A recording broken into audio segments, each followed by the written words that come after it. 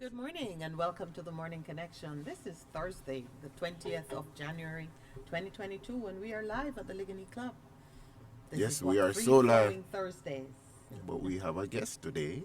And I Yes. look out and I see that the sun has come up already. All right, that Percy is in a whimsical, poetic mood. But as always, thank you for joining us. This is your host, Minette Lawrence, and with me, of course, Pastor Percival And we are Crawford. the dynamic duo. Oh, I think I know another dynamic duo who might claim ownership of that name. Also, it's Moshe Batman and and Pastor Robin. Al. But we're happy to be together, Oh, bringing you the views, the news, the discussion on this Thursday morning. Yes, Percival is right. We have a guest who's going to be joining us around what 7:30, about 8 o'clock. about 8 o'clock. Yes. Our guest is Nadine Malloy. Miss Malloy is well, Principal she's of. many things. She was a principal of the year. Yes. When she was at. She is a qualified education inspector, school Yes. inspector. She is past president of the JTA. She's currently running things at Ardenne High School.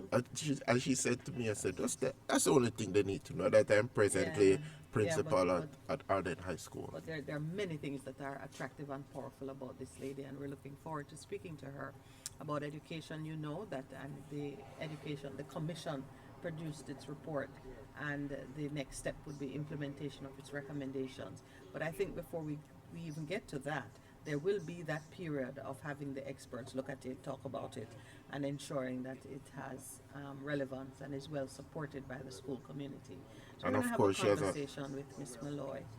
she has a very successful grade 12 and 13 program at our school.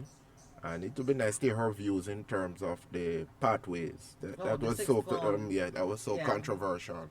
yeah. Yeah, Well, yes, you can remember to ask her that. yeah.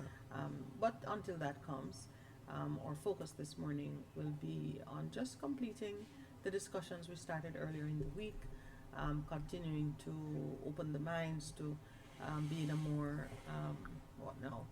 It's decision making time and it's participation time for all Jamaicans. We see what's happening around us. Not much is changing, but it will not change without or take playing a part. That's so true. Yeah. So And that has been a constant theme here on our program in regards to that we need to do something. I use the analogy out of Elijah when he had spoken the prophetic word about there'd be famine and there is famine, and then he came and said there would be rain.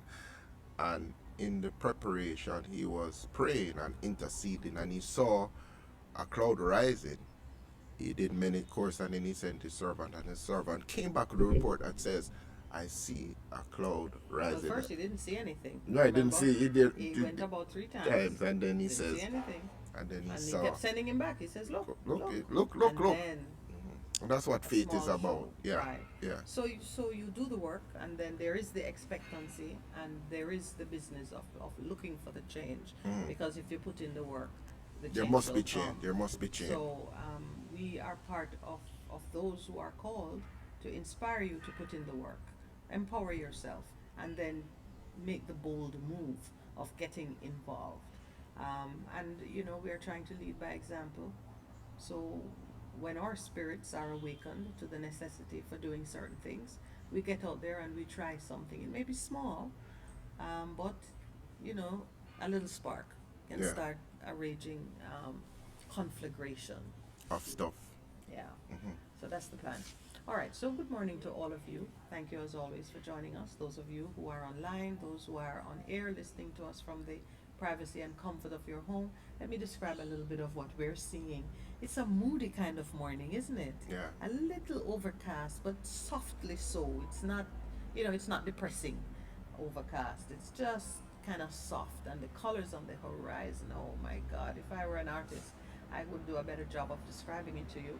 But we love being outdoors on a Thursday morning. We really look forward to our Thursdays when we have the chance to be here at the Liguanea Club, where the gardens are simple. It's only what God placed here, really.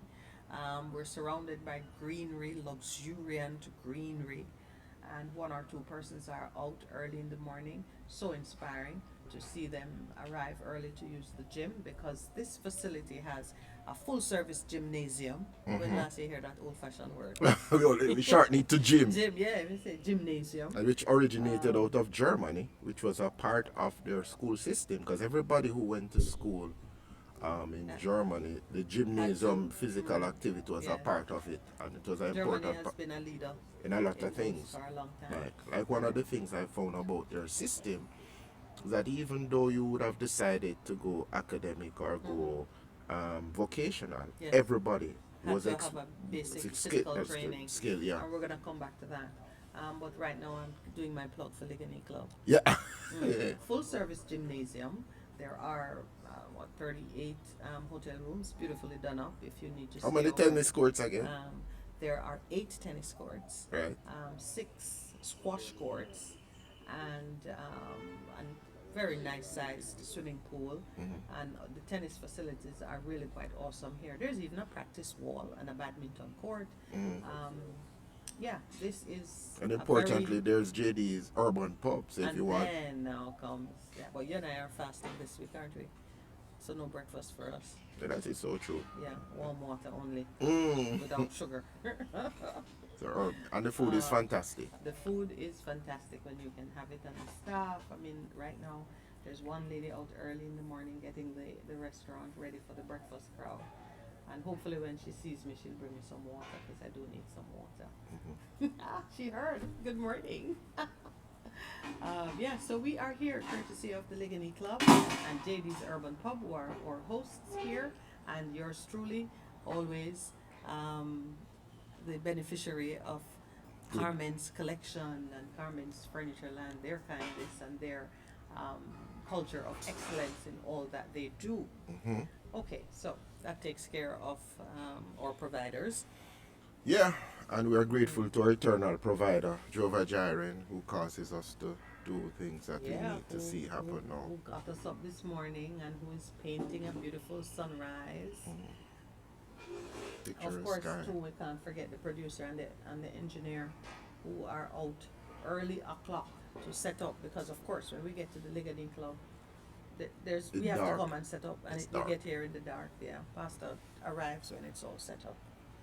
You know, there's Some of always the a time. diva among us. Pastor is the diva of the team. All right. Really? Of I course. thought a diva was a lady. That's what you call a gentleman. A beaver. This man, men are more divas than women. These days. No, sir. It's not. You think of it as a joke, but it's a serious thing. Manicured fingers. Oh yes, the Yeah. metrosexual man is quite the thing. Okay. All right, so let's talk a little bit about how you and I spent the afternoon yesterday.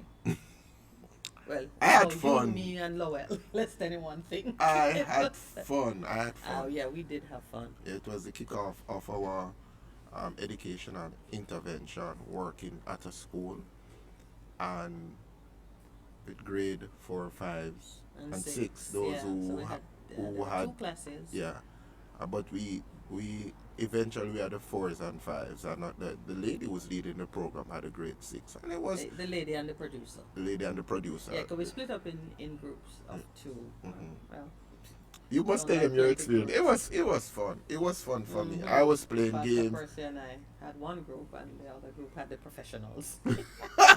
Because oddly enough, well, you've done some teaching, have you? Yes. So that is why With an older age group, though. older age group, but not Right, and Lowell has done training with older age group, or a student leader, Vivian, who I told her once the program leaves the ground, then we would have a sit down and talk about it right. here. But it was fun, and it was interesting. So we're not going to call the name of the school, No, but it because was I interesting, certainly want yeah. to keep the confidentiality. Yeah, but it was a element good. going. It was great. It was great being with them, and you could see the gleam in their eyes. And for us, we do what we normally do. We start with Stimulation stimulation the and imagination, imagination, and they were having fun. Yeah. And then at the end of I want to play, sir.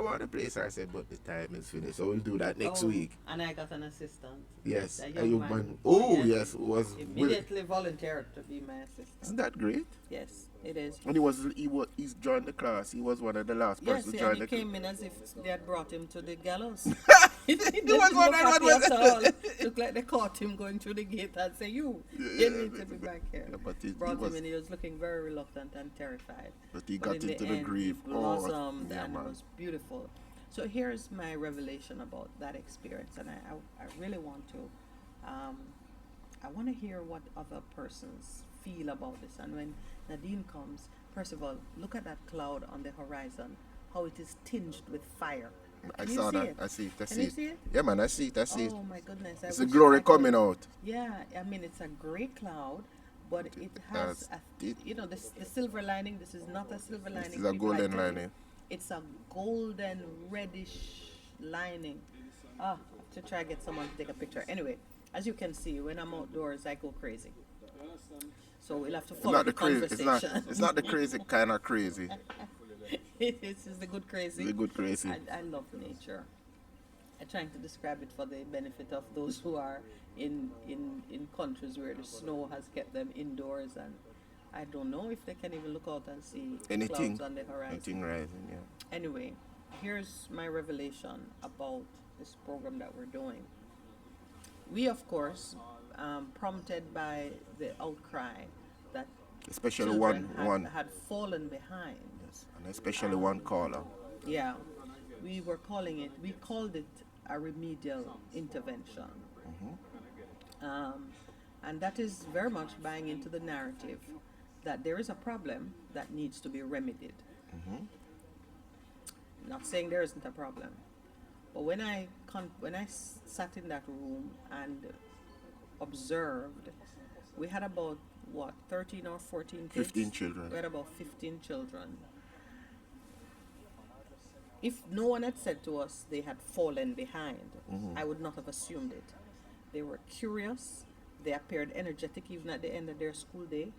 Um, they were, they participated with few exceptions. They were very responsive.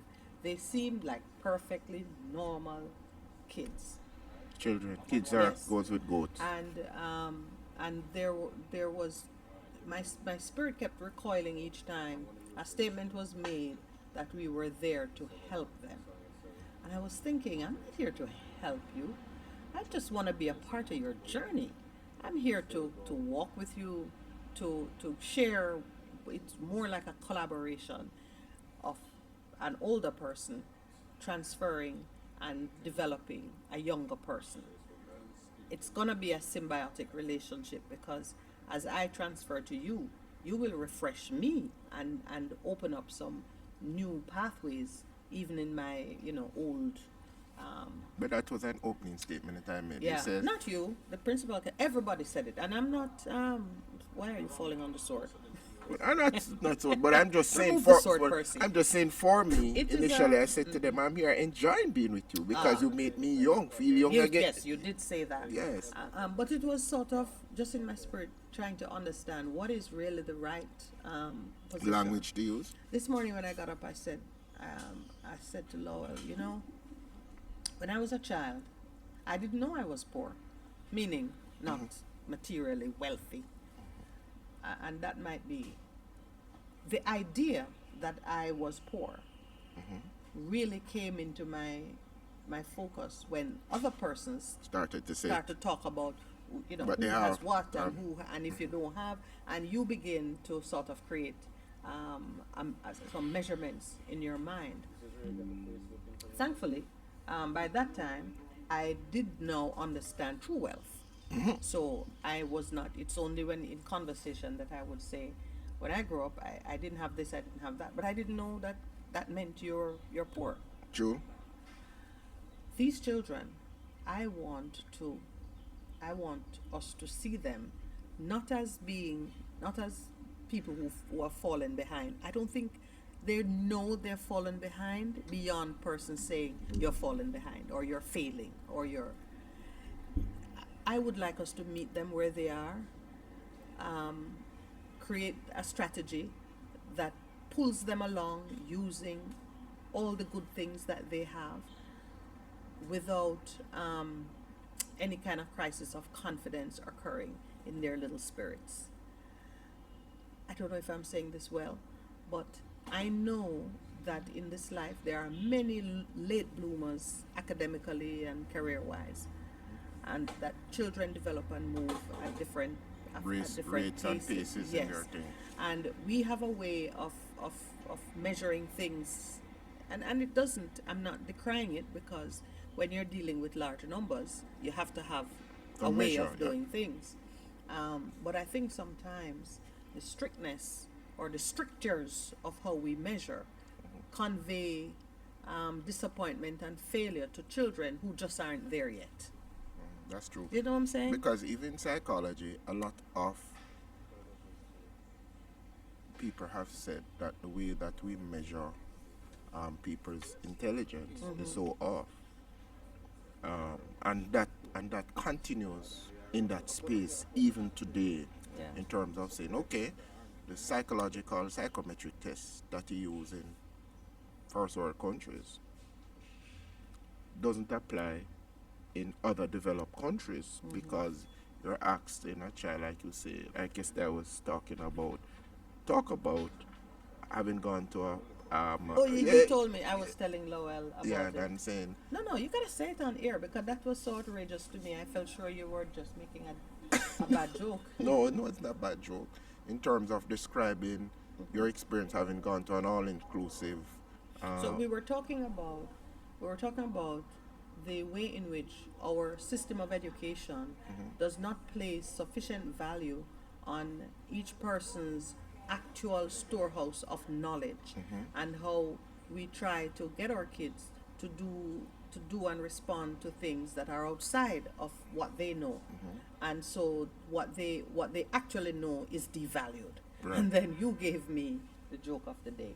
eh, It's joke of the day. You think it's a joke of the day. But the point I'm making, even in terms of how we measure intelligence, it used to be, can you do this? Can you do that? But it was culturally insensitive, because if you took somebody who lived in America and came from deprived background, in terms of whether they were Lived in the projects projects, or that's what I anything heard like it that, called. yeah, versus somebody As who came opposed to from a private school in affluent, Boston. their experience would have been different. Completely different. And so people said, no, you have to, as it were, make adjustments for what you put in that psychological test. Testing, yeah. All right. And also, what has happened too, you have having the rise now of emotional intelligence, which is a way of So, the so leader, since you won't tell it, leadership. as Percival and I were having that discussion, and I was talking about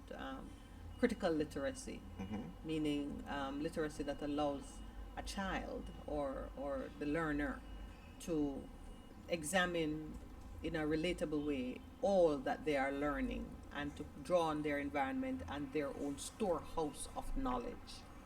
Percival told me that there was a school in which Not a school, it was an it was assignment. it was a national. National it PEP. was- A PEP question Yeah. posed for the students was to write of their experience visiting an An all-inclusive all-inclusive. hotel. Right.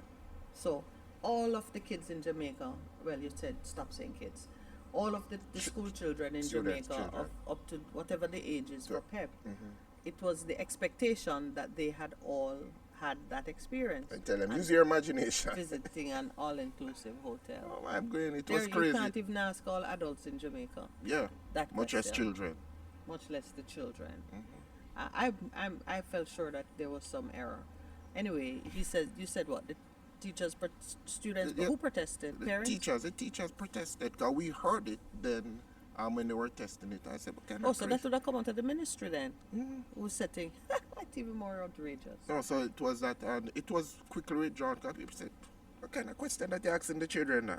How many children have had that It's experience? actually worse than the question that some other school had posed for some justification for slavery, for children to imagine.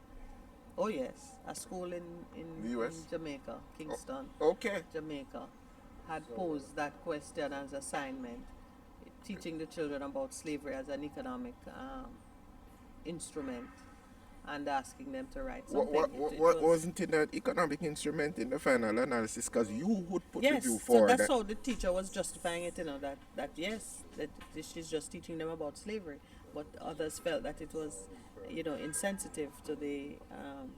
Anyway, I'm saying the all-inclusive question is right up there with that one. Yeah, that's important. Right. So when you meet when we examine our children at the different stages of their journey, and we as adults applying our measurements come to the conclusion that they are not where they should be, let us not communicate that sentiment in any way that dulls or blunts their curiosity, their self-esteem, and their hopefulness. I know that if I were, there's no age at which I would be proud to be heading into the class for remedial education. That's like the shame class, isn't it? I mean, no, tell me, frankly, going to the remedial thing, But that's. a major, but in terms of the school, if you remember, I remember doing a project. This was in about 2004, 2005, and it was one of the newly built schools in Western Jamaica. And the teacher says, "You can't compare us like to the normal grammatical schools, grammar schools, because what I get in terms of GSAT, they get students who are in terms of the essay, it's marked out at 12, and they get students who are getting 10, 11, 12, 9, 10, 11, 12. But the children that come to us in terms of that, we get them at 1, 2. So when they come to us in the spanking new high school that was built, Yes. most of our work is remedial in the sense that we have to add so much value to them. Yeah. So you can't say we're a failing school based on where we get our students at Yeah. versus where they get their students at. So I've said to people, when they're doing these scorings and ranking of schools, I say it's unfair. It really is unfair based on the material they get and the work that they have to do. So if somebody comes to me at grade 7 and they're barely reading, and at the end of 5 years intervention, that kids get 5 or 6, They've actually 6, done better than they're the. done better than somebody who gets as kids, a child at 9, 10, 11, 12, and they come out with 8 CXCs. So that argument rages on in the economic arena into why we grading schools, because that is people how you get funding, and it's you go a done school, and even already the children are being labeled because you have the newly upgraded high schools, the grammar schools that have been there with the tradition and so on. So yeah, I just put that in there because even as we talk about It's education, a real material point. You know that I was affected by the counselor's comment in yesterday's story that they called him dunce. They used an insulting term, they yes, said, to describe him. Yet his accomplishments were many, and not to be sneezed at. yeah, because So it has caused me to think, how are we really valuing the native intelligence of our people? Are we discarding them and demeaning our accomplishments? Let's put it that way. Because we're applying some metrics that really don't make sense all the time. Let me put it that way. And I'm not trying to just be revolutionary or controversial. I would just like to get it right for these children. Now, for example, we know that in a class of 10 kids, maybe only one will rise to the top of anything. And this is just the power of statistics and numbers. But guess what? The other 9 will provide much needed service in critical areas that are all necessary for the important smooth function of the society. functioning of the society. But their self-esteem and their understanding of their place in the world, each person needs to have that same high level of value. I just don't want to convey to any kid that you're here because you're failing. So that's been on my mind, and so when I we know it meet. has occupied your mind from Yeah. it. We read it in the newspaper yesterday. Yes, that part. The man said me a People, pastor, me a taxi driver, me a me a mechanic, mason. a mason, and them say I don't. People said they don't want no duns. Yeah, that one hurt. That one hurt me. So the psychometric test that use, there are different type of psychometric tests. And original there was only one which measured your mental ability, but over time people have said no, that is not a good measure of somebody's ability to perform or to live within society. So yeah, the emotional intelligence, yeah, all of these things are They right. got But now, layered in. what is happening now in a lot of job, they have to do psychometric testing because they're Let me looking at tell their you something. situational. First of all, I've met some. I mean, my undoubtedly, I have a child that's gifted, but I have met some kids younger than him who are doing things that he, with his gifted mind, would immediately strike down as inappropriate, not to be attempted, too dangerous.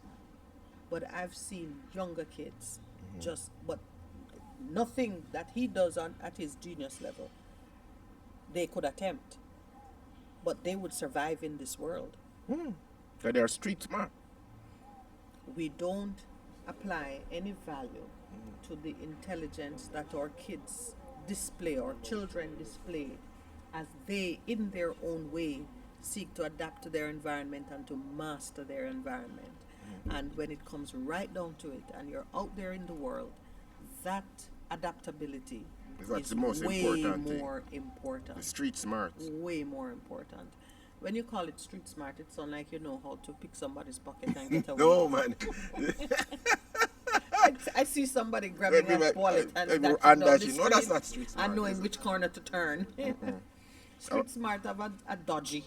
A dodgy feel to it. Feel But to it. interesting there was I just think that just mean to me that they're naturally and critically smart. but there are different kind of smarts anyway. Because They you know put how somebody to- who is academically inclined and you'd say they're genius that way, put them in the streets, they can't survive. They're lost. They're lost. You put that same person, you say is a dummy, and then he'll helping that person. Listen, man, to he'll move organize the society in no time. Yeah. We have to Accept bring that. ourselves to seeing that these talents, these skills are of equal value, and not use one to diminish the other. I feel like the brainiacs of the world have somehow, I don't know how, because they are hardly street smart, but somehow it's always been the case that academic excellence overreaches. And it's we- unfortunate, and yeah, and we need to put them where in their they're proper perspective. and where they need to go and what you need. So, and that is why I don't have a problem in terms of being evaluated. They have so many tests that evaluate your emotional intelligence, your situational decision making, check on your ability to do jobs, because critical thinking. all of those things, and to say, is that person the right fit for this For this organization particular, yeah. based on the culture Yeah. and all other things. I that think are- we can start applying that to children as early as possible. Yeah.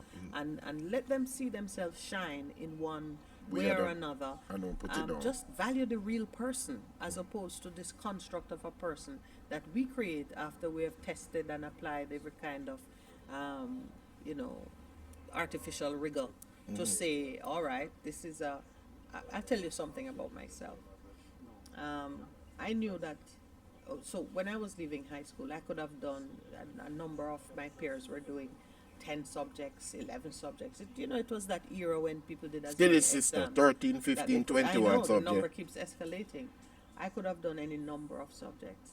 And I picked like my best. I think I probably did 8.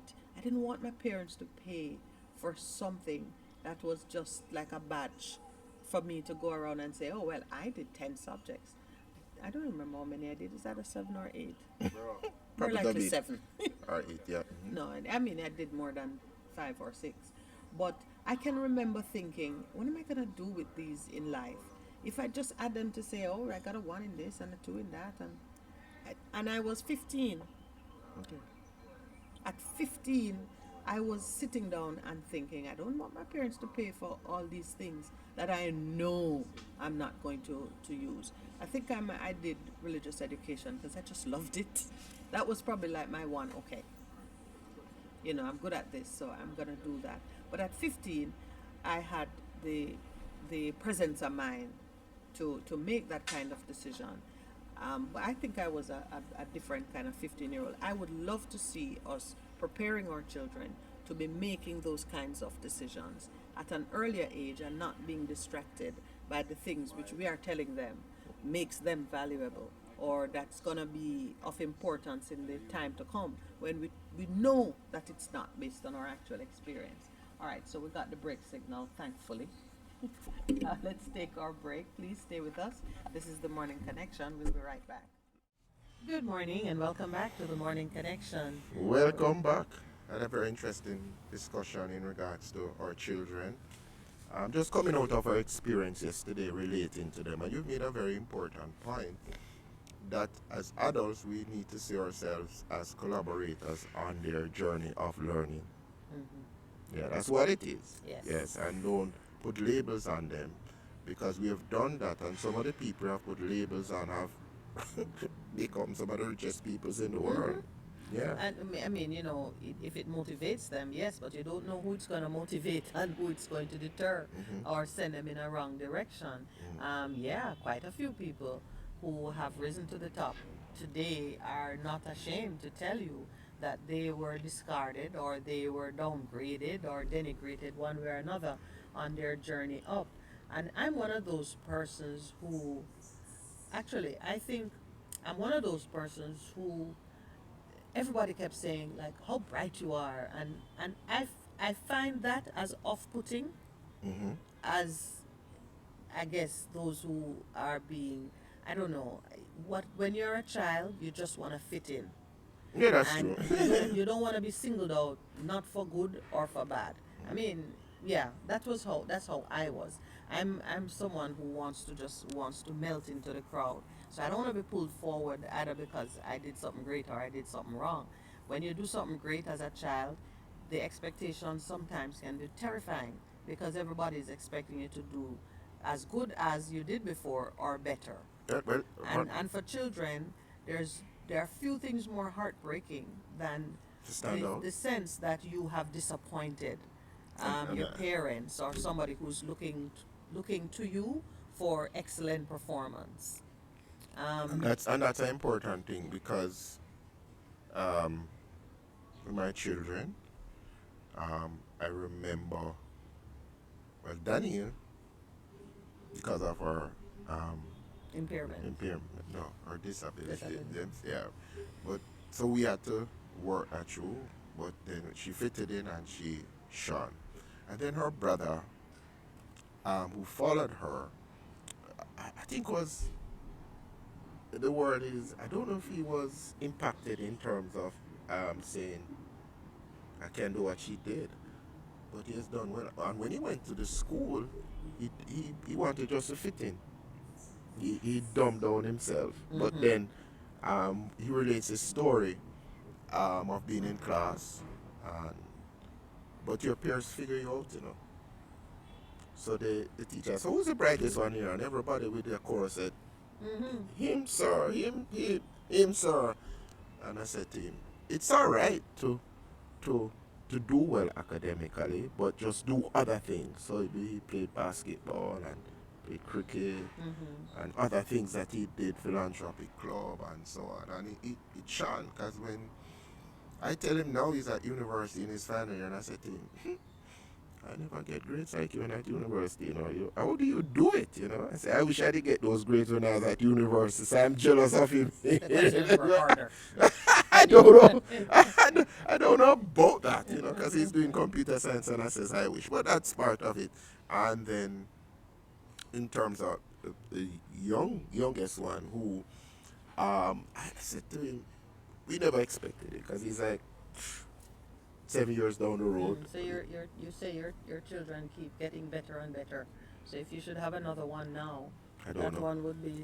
I know. I mean, That's a word with Mrs. Palmer. I know. She would laugh. She'd I see say, a trend. she'd say to you, you are crazy. You need to head somewhere, you know, in terms of, I mean, but it's true. The thing that we have to do as parents, as you said, being collaborators on their learning journey, the thing is to expose them as much as possible, but to be in their cheerleading clubs to say you can do it. And I find that one of the greatest challenges that we're having now in terms of education is our parents have they're not their children greatest cheerleader, whatever they're doing, you know, because they have all of these things that they're fighting with, you know, and comparing their children to this other child, you know, say Miss Matty daughter doing that, and what about you?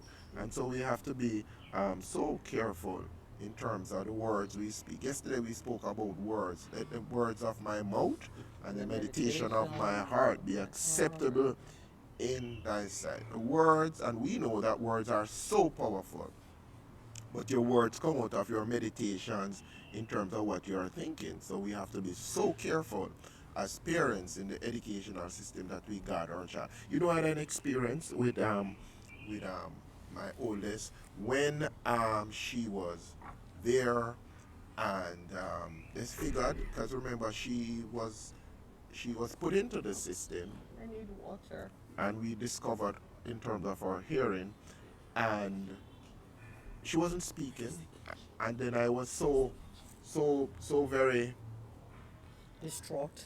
yeah, distracted. You have to work through that, and I made a decision. I say, if I have to walk barefoot for her, she's going to live a normal life, whatever she do. So she love to dance. I said, all Personal right, yeah, commitment. man, and I did that, and she said, okay, this is what is happening, and I'm going, okay. So with her, and how I became so much involved in the deaf community, I had a fight with the principal because her, You're advocating yeah, for for her. her, the teacher said, I think she can survive in an environment which is she's with the normal kids, but she was in the unit. And she said, no, no, no, no. She went to stay around. And I said, really? This is what I did. I said, no, but if the teacher says that and the teacher knows her, that what we need to do is to move ahead. And I was in a fight with the principals. I went up to the executive director, and she said, make she go on. And the lady principal was not, as would I say in Jamaica, she malice me. She might She would not talk to me. I said, it's all right. she'll get over You it. can say and do anything you want, but it's my daughter. And so that's how I became involved, because they were doing the thing of integrating them. And so that's how I got involved in terms of the Jamaica Association for the Deaf and what they're doing. So you have to be an advocate for For your your child. child. That is one of the things. If nothing else in terms of the educational process, you have to become the greatest advocate for your child. And you have to be willing to take on the powers that be. They are saying that, you said, no. And so we have to Want educate something different. ourselves. And we have to prepare the parents because as we met with the kids yesterday, with the children yesterday, how did I begin to call children kids? Because kids belong to goats. No, but I grew up with goats. Yeah, let's be honest, that's why is it any calling our children kids. My Yeah. friend said that to me before and said, don't ever. They're not, Hmm. they're not, they're not, they're not. Okay, I could call them cubs. As I met with the cubs yesterday.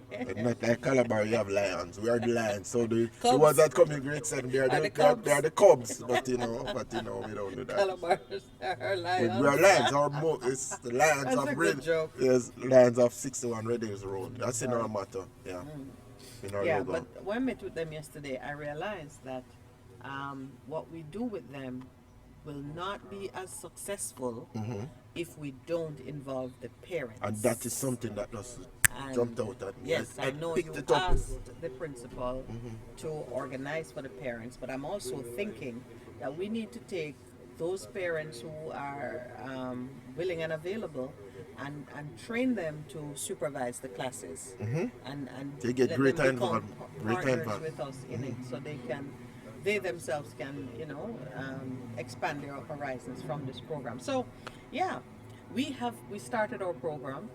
As luck would have it, what ought to have been just a courtesy call, meeting the principal Was and saying classroom hello time. to the children. The principal, in her great eagerness for this program to start in her school, actually organized what seemed like about 30 kids. About 30 kids to start And they came learning. prepared, They And the came with kids they came with their books and they were ready to go. And so Pastor Percival, myself, and the producer, who we were just part of the courtesy courtesy team, call. we ended up being deployed in the classrooms. Percival and I went to one class, and Lowell and the professional teacher who is doing the program, they went to another class, and Percival and I had fun. I had fun. We had fun with the I children. had fun. I think they had fun too. Because when Yes, we they said did. when we said, all right, we leave, they said, They sorry, did. they were Yes, like, it seemed like we were finished too quickly, and yeah. believe me, at one point I was saying 1 hour. What are we going to do for one And the hour? time went so But the quickly. time went very When you're quickly. having fun, Yeah. time runs And away. we're due to go back today because we don't have the heart to tell the principal that we're not the real teachers. I hope she's not listening. No, we, but they are gonna come back. we, yeah, we They didn't gonna. have the heart to tell her that we are not the professionals. Those are coming after us. But She no, but I can yeah. tell you, she don't have to tell the girls, the grade 4 and 5 who we had that class. They're Yes, gonna be they're gonna sitting be down waiting in waiting the for us. classroom. Yeah, and that was the other thing too. We want it to be pleasing and fun, not fun in the sense of entertainment, as if you're watching a movie, but fun in the sense of engaging your senses in a pleasurable way. Yes, right. Yeah. And yes, Earl Brown, I hear you. Whoever asked that all inclusive question should have been fired. But we don't know who asked it. From what Percival is telling me, somebody in the Ministry of Education. The And test. one recommendation from this recent commissioned report on the transformation of the sector is that there is a lot more power or autonomy, a divestment of power from the ministry into the hands of schools and teachers And and so boards on, and and my school thing. boards to play a better role so that you're not getting that kind of ridiculous. I don't believe a single teacher from one of the schools would have come up with that question because they know, Yeah. they would know. Because normally, and I must say to people, the technocrats, even though a lot of them have come up through the system, lose their sense of reality in terms of what is happening in the classroom. Because when you go into the ministries, especially the Ministry of Education, and you see some of the things going on, and you ask yourself, how does this work on the ground for us as teachers? How does this work? Yeah. Because it looks like it's so theoretical and the Yes. policies, Yeah, yeah, yeah. but how does it Purely really? academic. Yeah, and saying no, man, and I know that even in terms of the the the the, the question bank that they have, um, some of it comes out of the school, but most of it comes out of what people want to see happening. And I'll never forget on one of my travels overseas, I was in England, and my host, um, his wife was a senior teacher, and she was saying, I don't know what's happening. The things are changing so rapidly in terms of some of the policy directives. You get this, and you're trying to work it out on the ground, and within 2 years, here's something different. So she said that constant change But creates a sense of imbalance. Somebody come up with a new theory, and they want to try it out, and they just put it out there, and because a new theory, let's see if this works. And what they put out before not working, and you don't even get to see the long term impact that it has had. And I couldn't. like a cabinet reshuffle. I can never forget. And I was going, really? And she'd been in the system for like 30 odd years. And I think she was a senior teacher, even a principal. And I said, what's happening? And she was telling me, she said, no, so many things are changing constantly. It's not, a change is not good. But if you put out something and you don't see if it works or not, and then the next year something, how are we going to move forward was her question. And she was about to throw up her hands in the air. So, Yeah. I'm glad I'm out of the system now. But so for Jamaica, we we are existing in an environment where we've inherited a structure. The Ministry of Education is one of the oldest ministries In the world. in the world. I know that. And that It's one of our oldest ministries. in From Jamaica. like must be 1944 or something. They have it on their website how old they are, and so it has carried forward a lot of things. When you look at the report that was recently done, you can guess the age.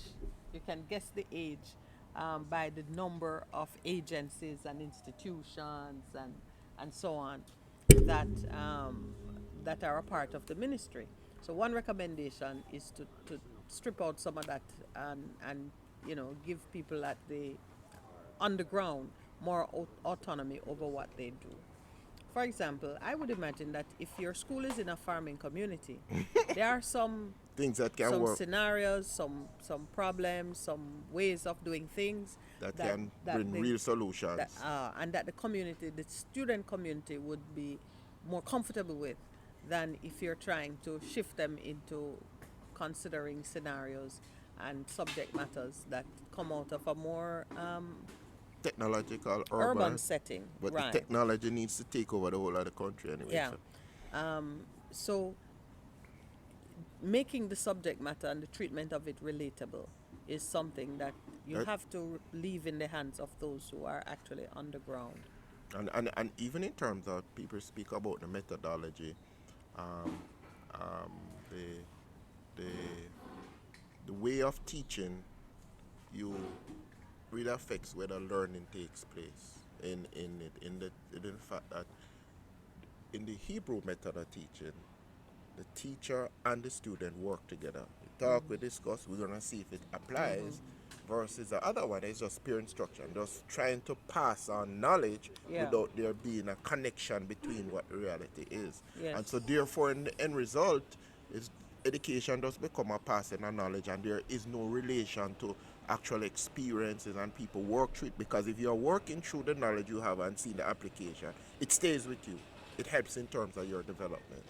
When you refer to someone as an educated man, what are you saying about him? Beyond the knowledge that he has acquired, his experiences has been interwoven into that thing. So it's not just you go out and you see a lot of people who are just technically sound, but the It's a trick application. question. You know, it's a trick question, but my answer it still. In Let me release you from the trick. no one. The reason I asked it is because when we correctly regard the process of being educated as a lifelong learning experience, the only educated man is the dead man because him stop learn. That's an interesting perspective. And it's something that's kind of more and more in my consciousness as we look at the children and recognize that we're making declarations about who they are and what they have at far too early an age. And that's an important There are consideration. so many of us who come into full fruitage in our latter years. Latter years, You're you know, booming, way in you're your blooming, 50s you're and blooming, you're 60s. blooming. You find your Yeah. purpose, your So destiny. many persons who make all their money and all make their greatest contribution In their latter way years. past childbearing years. You would think that childbearing would be the greatest contribution, then gone past that. And they're making huge contribution. But we start to make declarations about them at a instead of what is that? What kind of syndrome, producer? Oh, I was and that is why all right. if The you name if you, Abraham was called in the wings. Abraham syndrome, Sarah Or syndrome. I'd rather go with When you Sarah think she were because past she her years, produced she absolutely. passed her years. It was so ludicrous to her that she laughed. But Said, the concept yeah. really is do not put limits on what persons can achieve in terms of seeking to walk in their purpose. We do that a lot of times, but it really, So you're just tempting me to go back to one of my declarations, which is what. and it's why I use that to for us to be released from.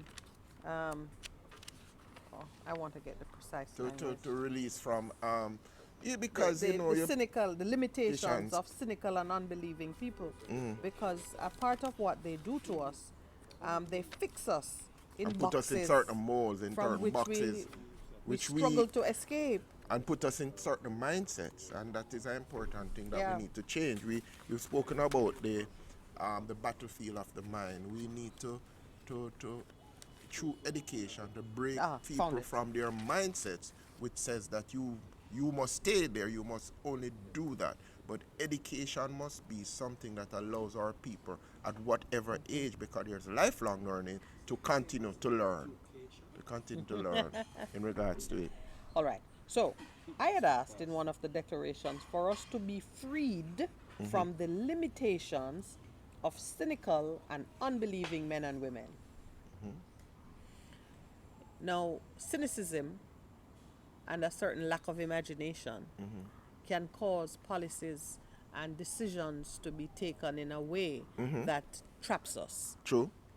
And it is my prayer for this country that in the ways, all the important places that decisions are made, the men and women who sit there to consider our affairs are relaxed and sober-minded and hopeful in their contemplation of who Jamaicans are. And when they make decisions, they see us as having the capability to overcome and to reach for a certain high level of achievement, regardless of what we look like today.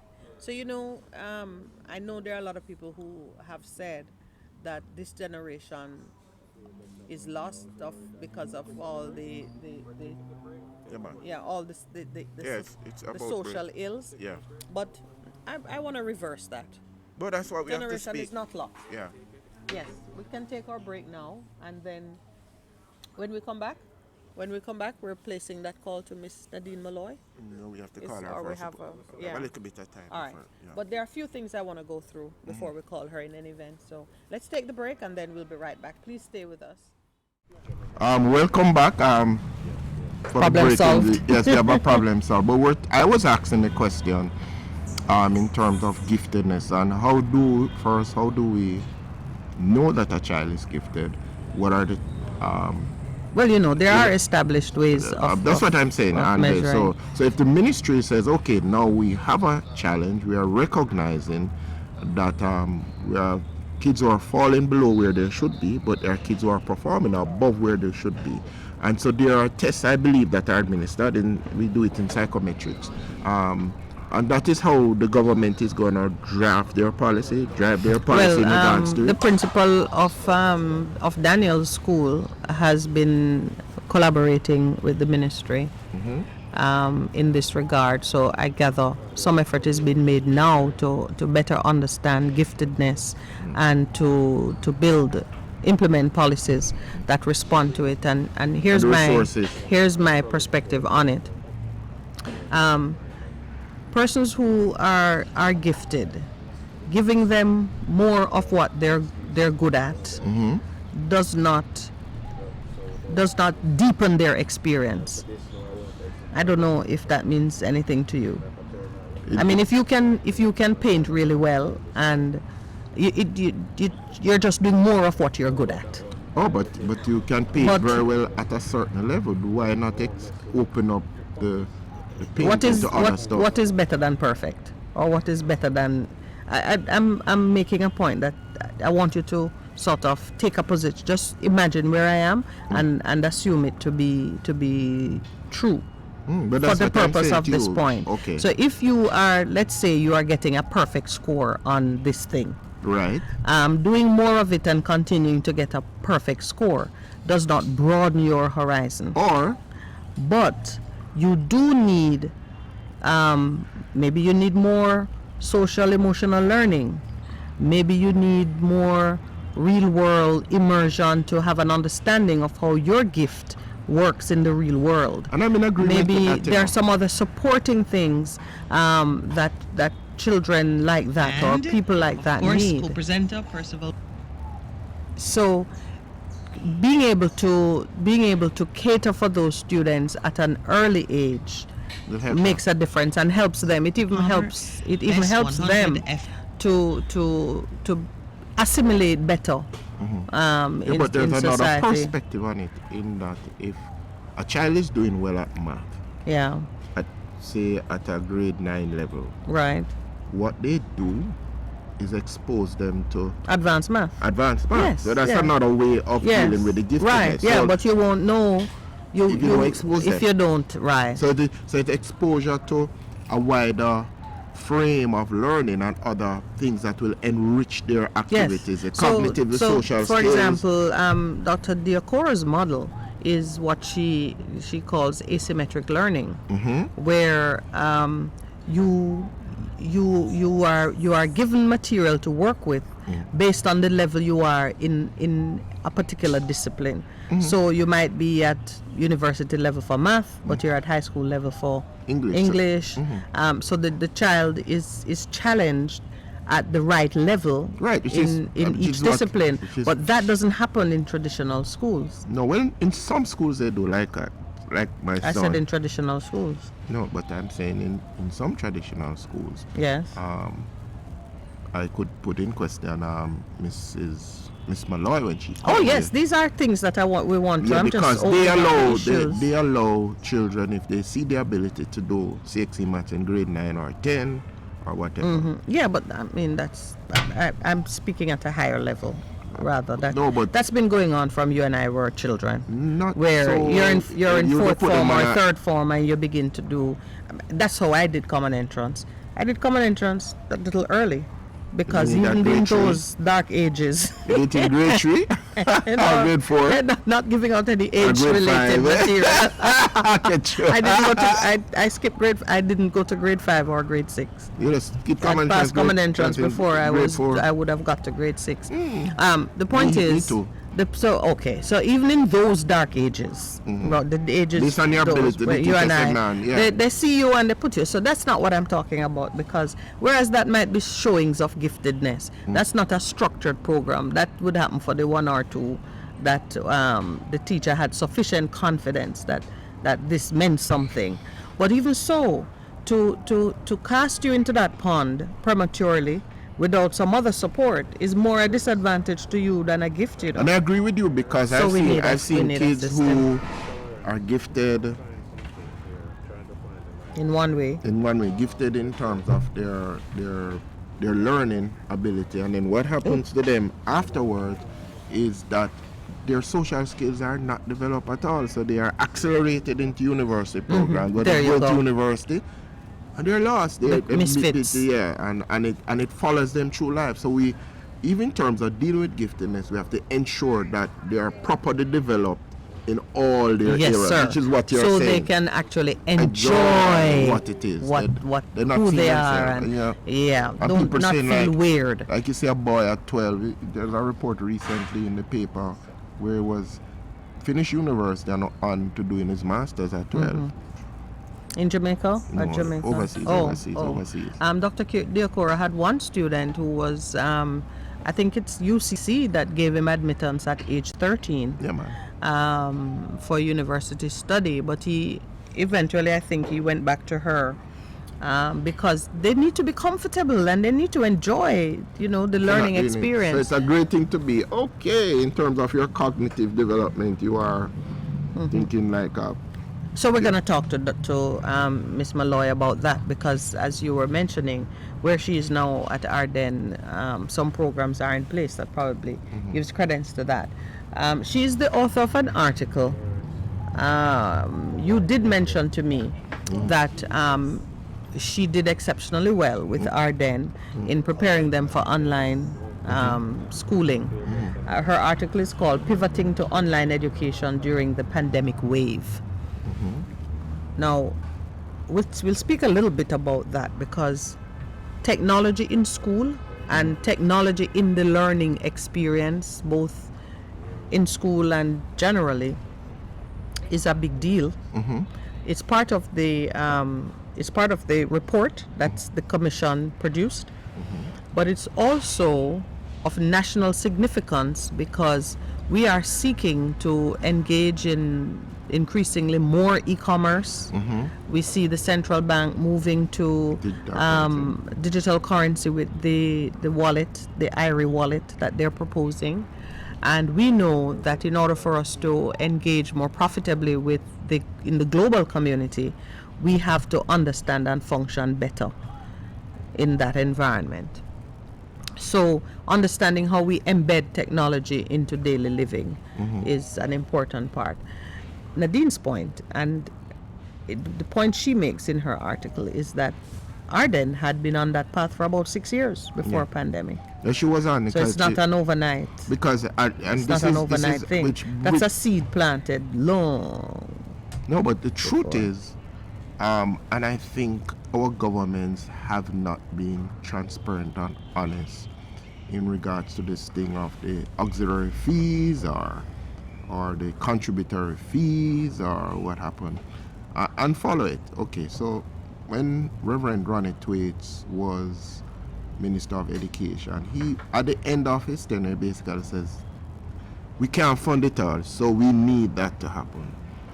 When the government shifted, they said, no, that's going to work, which I think was incorrect, because those of us who have been involved in the system, whether at the PTA level or the board level, we know that what the government gives to the schools is not sufficient in terms of the orderly running of schools. I remember in terms of my early experience, my kids went to this primary school, and then I became the PTA president. And You're saying kids now. My children went to, and I said, I sat with the principal. She's now retired, and I said to her, what does it cost to run the school? How much money you get from that thing? And when she got administration, when she told me, I said, you must be crazy, because that doesn't even last through the first 2 months of the year in terms of the expenses. And what we did, we sat down, and the PTA working with the school, we came up with a vision, objectives, and we presented that. You know what happened? They used to have this PTA contribution, which when I became, they'd give it over to the school. You use it as you see fit. When you engage your parents and tell them what the real situation is, because they want their children to be better than them, yes, they will be willing they'll to dig deep to do it. And I remember this grandmother, I'll never forget her. And she had responsibility for her grandson. And she said, Mr. Parma, you know, I got the money there one time, you know. But we say you can make arrangement. And you know, she made a commitment, and every other week or every 2 weeks should bring what she had committed to pay until she finished paying it off. Because she saw the value in what we were doing. Because and that's the partnership. And that's the partnership. I say a lot of times, and people can contradict me on that. Why you want them to contradict you? No, because I say to people, and them say nothing don't go so. And I'm saying the reality is, if you bring your citizens, your parents as a part of the process, and they understand what you're doing and use a collaborative approach, you'll get them on board. But who told you that no go so? I take that back. A lot of people. From whoever. No, yeah, man. I say, but you see, it at other schools, and yeah, so the compliance rate went up in terms of payment of that. Whoever would deny a statement like that doesn't understand the words that you have used. Because once you understand a thing and agree with a thing, you're a part of it. You're on board. Yeah, but so and what you say is true. We've been in that situation so many times. Once persons understand and agree, they perform. They buy into what you're doing. The problem we have is when transparency. When they don't understand, they don't agree with whatever you're saying, and you've not managed to convince them of the necessity of what we're doing. Right. But who wants to take the time? And it takes me back to that frustration I felt looking at these children and saying, are we just discarding these children? Are we just calling them failures prematurely? At that age, at 8, 9, 10, 11? Yeah. Come on. Oh dear, anyone. With the best will in the world, we cannot look at them and despair of their opportunity or their chances of progress. If we communicate that to them, then we are sealing their fate. Because they will accept it, believe it, and cannot escape it. Meditation of my heart. Yeah. Remember the cute little one who said, in 15 years, he wants a big mansion for his wives. Yes, wives. Actually, his sons and his wives. That was your helper, man. Yes, he did. That's my assistant. I mean, come on. He has visions for the future. He has a dream for the future. Yeah, man. The fact that he's not reading at the level that you think he should right now, in no way deters him from having that dream. And we have to be so careful in terms of what we communicate. Because I said to them, one of the things I said, no, because one of them was saying also, I'm going to be the banker that is going to lend you the money. And I said, stop that. Because it was being derogatory in terms of what he was saying about his classmates. And they have adapted us from us, to put people down, to by the words we speak, and we have to help them to change their speech by the things that we do. But that was so interesting. All of that fumbling to the side is because I wanted to share very quickly with the listeners some of what the children said they wanted in our little interaction with them yesterday. Because we did an exercise with them. We wanted to say a quick prayer with them. It became each child just saying one thing that they wanted God to do for them. And just amazing. I mean, a couple of them said they want to read better. Some said they wanted to learn math. One said that they want to learn sciences because later on, consistent, she said she wants to be a chemist. Yes, correct. One child said, I'd like my uncle to come back because he died. Mm-hmm. And that was very touching. Yeah. Mm-hmm. Look like his uncle was a very important part of his life. Yes. One child said, I want God to bring my family together. Mm-hmm. One said they want to be an artist. One said they want to be happier. To love everyone. One said they want God to love everyone the way God loves her. Mm-hmm. I think that was a little girl. Mm-hmm. One wanted to do hair. One said yes, they want to learn how to do hair. I guess God could arrange that. Mm-hmm. And then the star of the show says he wants a big mansion for his sons and wives. But later in the session, Pastor had said to the children, just close your eyes and dream. 15 years from now, you're 23, 24, or 25. Mm-hmm. What do you see yourself doing? And this, I think, more than anything else, Percy, is what made me conclude that we might be shortchanging these kids a bit.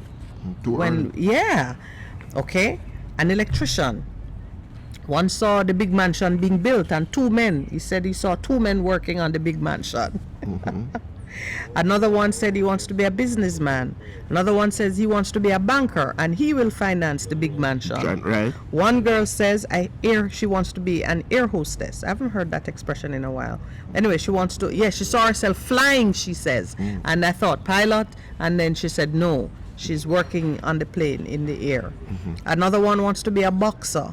One wants to be a real scientist that mixes things, chemistry. Mm-hmm. One wants to be a professional footballer, and that's a young lady wanted to be a professional footballer. One saw himself driving some fancy car that he named to Percy, but he was driving the car, but he was being trained as a soldier. Mm-hmm. Another wanted to be a doctor.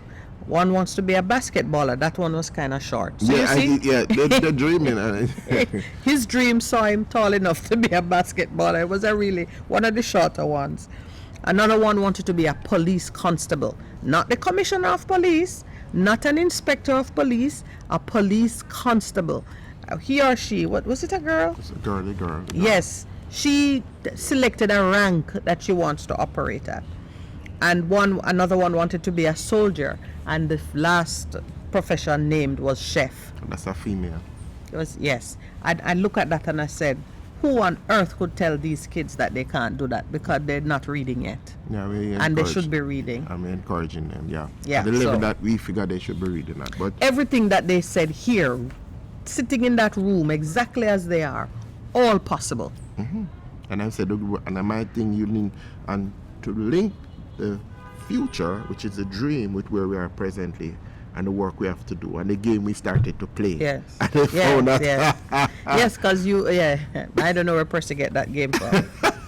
You made it up on the spot? I've made it up on the spot. Because it looked very much like, what is it, that game where you stand and the person, is it, I forgot what Simon Says. Yes. Yes, a version of Simon Says. And they added, as we go along, they were adding the rules. Making rules to it. Yes. Listen, man, these children, the hope of Jamaica, not one of them lost.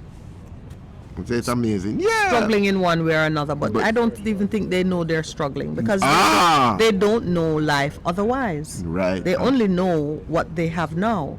Mm-hmm. And dare anyone to say it's not enough. Yeah. To me, it is their foundation for growth, for learning, for prosperity. And we've got to find ways to help our children to learn from where they are. So I won't pretend that everything I learn comes from a book. That doesn't. So if I can't read from the book, but I will learn it anyway, teach me. Yeah. And they're open, their minds are pliable. That's so important. Because if I were born blind, Percy, you'd teach me Braille. I would never know what a printed sheet looks like, but I can still learn. I can still learn. And maybe I learn only by listening. Yeah. So can we use audiobooks? We need to use every tool available to communicate what these children need in order to function. The technology allows it now. Time for a break? Yes, Let's take a break. Yes, as we will be right. Good morning and welcome back to the Morning Connection. You know, as we talk about T-square, as our producer was talking about T-squares, it was a weapon of mass destruction, you know. You know, in school, I went to our boys' school, and I wouldn't want Pastor to tell a story for me at all. Who knows what the T-square conversation was? Well, I can tell you that Miss Nadine Malloy, whom we're calling now, she knows about the T-square because we were talking about it based on... Hello. She should be online. Check. Good morning. Good morning, I'm listening. How are you, Miss Nadine? I am not so bad, you know. I'm here trying to make one-on-one make two, and it seems to want to make 10.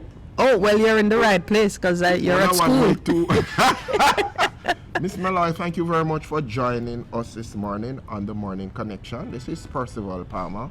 I'm speaking to you, and with me is my part of the dynamic duo, Mrs. Minette Lawrence. Okay, all right. Good morning, ladies and gentlemen, again. Good morning to you. My first question to you is, what have you done with the T-squares? The T-square. Mr. Palmer told you that now? No, I just read your article. And we had a lively conversation about the T-square as a weapon of mass destruction, as Percival described it from, you know, that school he went to where things like that would happen, but never under your watch. Oh no. We've done away with physical stuff like that. Okay. I'm not going to take care of it. Go ahead. We're jumping in feed first because we know that you have a busy day ahead, although possibly you have settled the children for their first few hours of the day. I have a busy day period. It starts when I wake up and start checking emails and WhatsApp messages. Boy, the life of a principal sounds like the life of a trial lawyer. You have to do around the clock down. Yeah, you have to do so much before you get to your desk, and then before the day starts for most people, and then when most people are going home, you're preparing for the next day. Absolutely. But you know, it's mostly a labor of love. We do get a little bit of money from it, but it's a labor of love. It's about the kind of changes that you make in any society that you reside and the work. Well, it's become a global stage now. So it's really a lot more about that, and that's something I tell young teachers, and they look at me askance. Maybe I did look at my seniors askance. Your mentors. Yeah. But, so you know, it is what it is, and we do our best. So you're currently doing service at Ardenne, but I see that you have got much valuable training in other spheres. Yeah, it happens when you volunteer. It happens when you volunteer. I'm gonna share a story with you that goes back to 1985, 86. Do you remember that period in your life? 1985, 86, 1980. You were at Excel. 1984, I graduated from Marymount High School. That is after having spent the summer before on the Quaker Youth Pilgrimage in the U.S. Yeah. Okay. And I went to Excel Community College. Right, and that was a significant part in our history with the removal of the payments and the introduction of the cess, and you were a part of the struggle then. You might not remember, but I remember you then, because you were... Long have mercy, Mr. Palmer, why are you bringing up those things? But yes, I was one of those persons demonstrating against the cess. And I was there too. I was a leader. You don't recall, but you know, that is how life goes, or cross. Well, remember that I wear glasses, you know, so my glasses might have been broken. And yeah, but fast forward to the future, you have worked as... There's a long time we in the struggle, Mr. Palmer. We were in the struggle together, man. It's a long time, yeah, a Yeah. long time. I've always been an advocate, though. It's true. Yes, and that's what I admire about you. The other thing is, you've been principal at Another Bay High School, is that correct? Buff Bay High School. Buff Bay High School, and you got Principal of the Year. Yeah, Oh. yeah, and I'm still trying to find out who nominated me. Yeah. They thought you were such an excellent advocate and teacher because you took on what was then one of the newer high schools, yeah, because it was recently erected, and you did a wonderful job there, and then you were called to higher calling when you took on the principalship of Ardenne High School. But as you say, you have always been an advocate. So some things have happened in the educational sphere. Remember the 2004 task force on education. I know we have the 2021 report. I was a part of the consultation for the 2004 one. I didn't get that. I was a part of the consultation for the 2004. Ah, you see, people don't know that. Yeah. So my producer is saying we are going to know. I'm going to leave it over to Minute just to question you in terms of some of the things we've been talking about in terms of education. All right, Percival. We know that you are a great admirer of Miss Malloy and Miss Nadine. Percival Yes, is one of your. I would never know that, he's trusting. Percy is one of your greatest admirer, and now the world knows it because he falls over himself talking to you. So let's hear a little bit from you. We took a look at the commission's report, and perhaps you have too, all 200 and odd pages of it. I wouldn't blame you if you haven't gone beyond page 10. But Percy sent it to me. Because I'd been asking, and so I took a look at it. There are some issues they raised, and I'd love to hear just get an insight from someone who's been on the ground. They obviously talked about technology in school, and I see from your own experience that making technology work in school is not a small issue, and it takes time. How do you see that being implemented given the conditions in most of our schools? You just have to start small, and I would have, like I said, I was a part of the consultation for the 2004 report, and when the 2004 report came out, I think it's less than 100 pages, so it probably wasn't as daunting to read. And having been a part of the discussion, I really didn't realize until recently how much I had internalized the recommendations of the report, and how much I was working to implement those things, even though we weren't getting the kind of support that we needed from the top. Fast forward to this report that we now have. I have not read it in its entirety. The length is a little bit daunting, but I've had conversations with colleagues of mine, and I'm trying to fast track reading it. What I'm getting though is, if I were to summarize what all the feedback I'm getting and the scanning that I've done, this report is saying that the 2004 report should have been implemented. But Nadine, Yes? you just closed the gap in my mind, and I'm going to give a shout out to former Prime Minister P.J. Patterson. After that 2004 report, we created the Universal Service Fund in 2005. And Prime Minister Patterson came to us, I was working in industry then, and said the first project should be an e-learning project which seeks to embed internet access and certain technologies in all schools. You see, And now I get I get an understanding of what was necessary from that time. you know the problem we have? Yes. And Mr. Palmer would tell you that sometimes it creates problems for me, but it's a problem that I don't like, but I will deal with. We say we are going to move the table from this corner of the room to the next corner of the room because that is the best thing to do. We move it to the middle of the room, and then everybody forgets that it was supposed to go to the other side. And then And I am not like that, Mr. Palmer will tell you. Mr. Palmer will tell you that if I said this is what we're going to do, this is what we're going to do, and we don't always get to do everything because it's not possible. so But the commitment. We are going to move it to where it is going to go, and people will ask you, "What do you? What's wrong with you? Why you have to do this?" The last person never did complete this. That's one of the first things I was told when I went to Buffet as principal. What is wrong with you? The other principal was not doing this. We were not doing that. Yes, but the vision is different. Where we need to go, the understanding and appreciation of where we need to go is different. We can't continue to have no students passing math or English like we've been having. And people were still looking at me like I had three heads. So have you found? I mean, it sounds to me like the commitment and the vision seem to be important elements that. I'm not even sure how to put it because these same people go to America and do everything that the Americans tell them to do. Is it that we don't have confidence in us? Oh, so then and do everything that the people in Dubai tell them to do. So now it sounds like in an environment of low performance, we perform low. Because we want to perform low. So we accept that. Yes. And Mr. Palmer will tell you that. I mean, I can't get everything right, but I'm not accepting of it. And even when this is staring me in the face that I can't go any further with it, still trying. I'm going to let you know that I'm not a happy camper that we didn't do what we said we were going to do. So that's an important thing. Yeah, commitment and vision. Do you think it have something to do with our confidence as a people in our ability to implement things that we say we're going to do, generally in our country?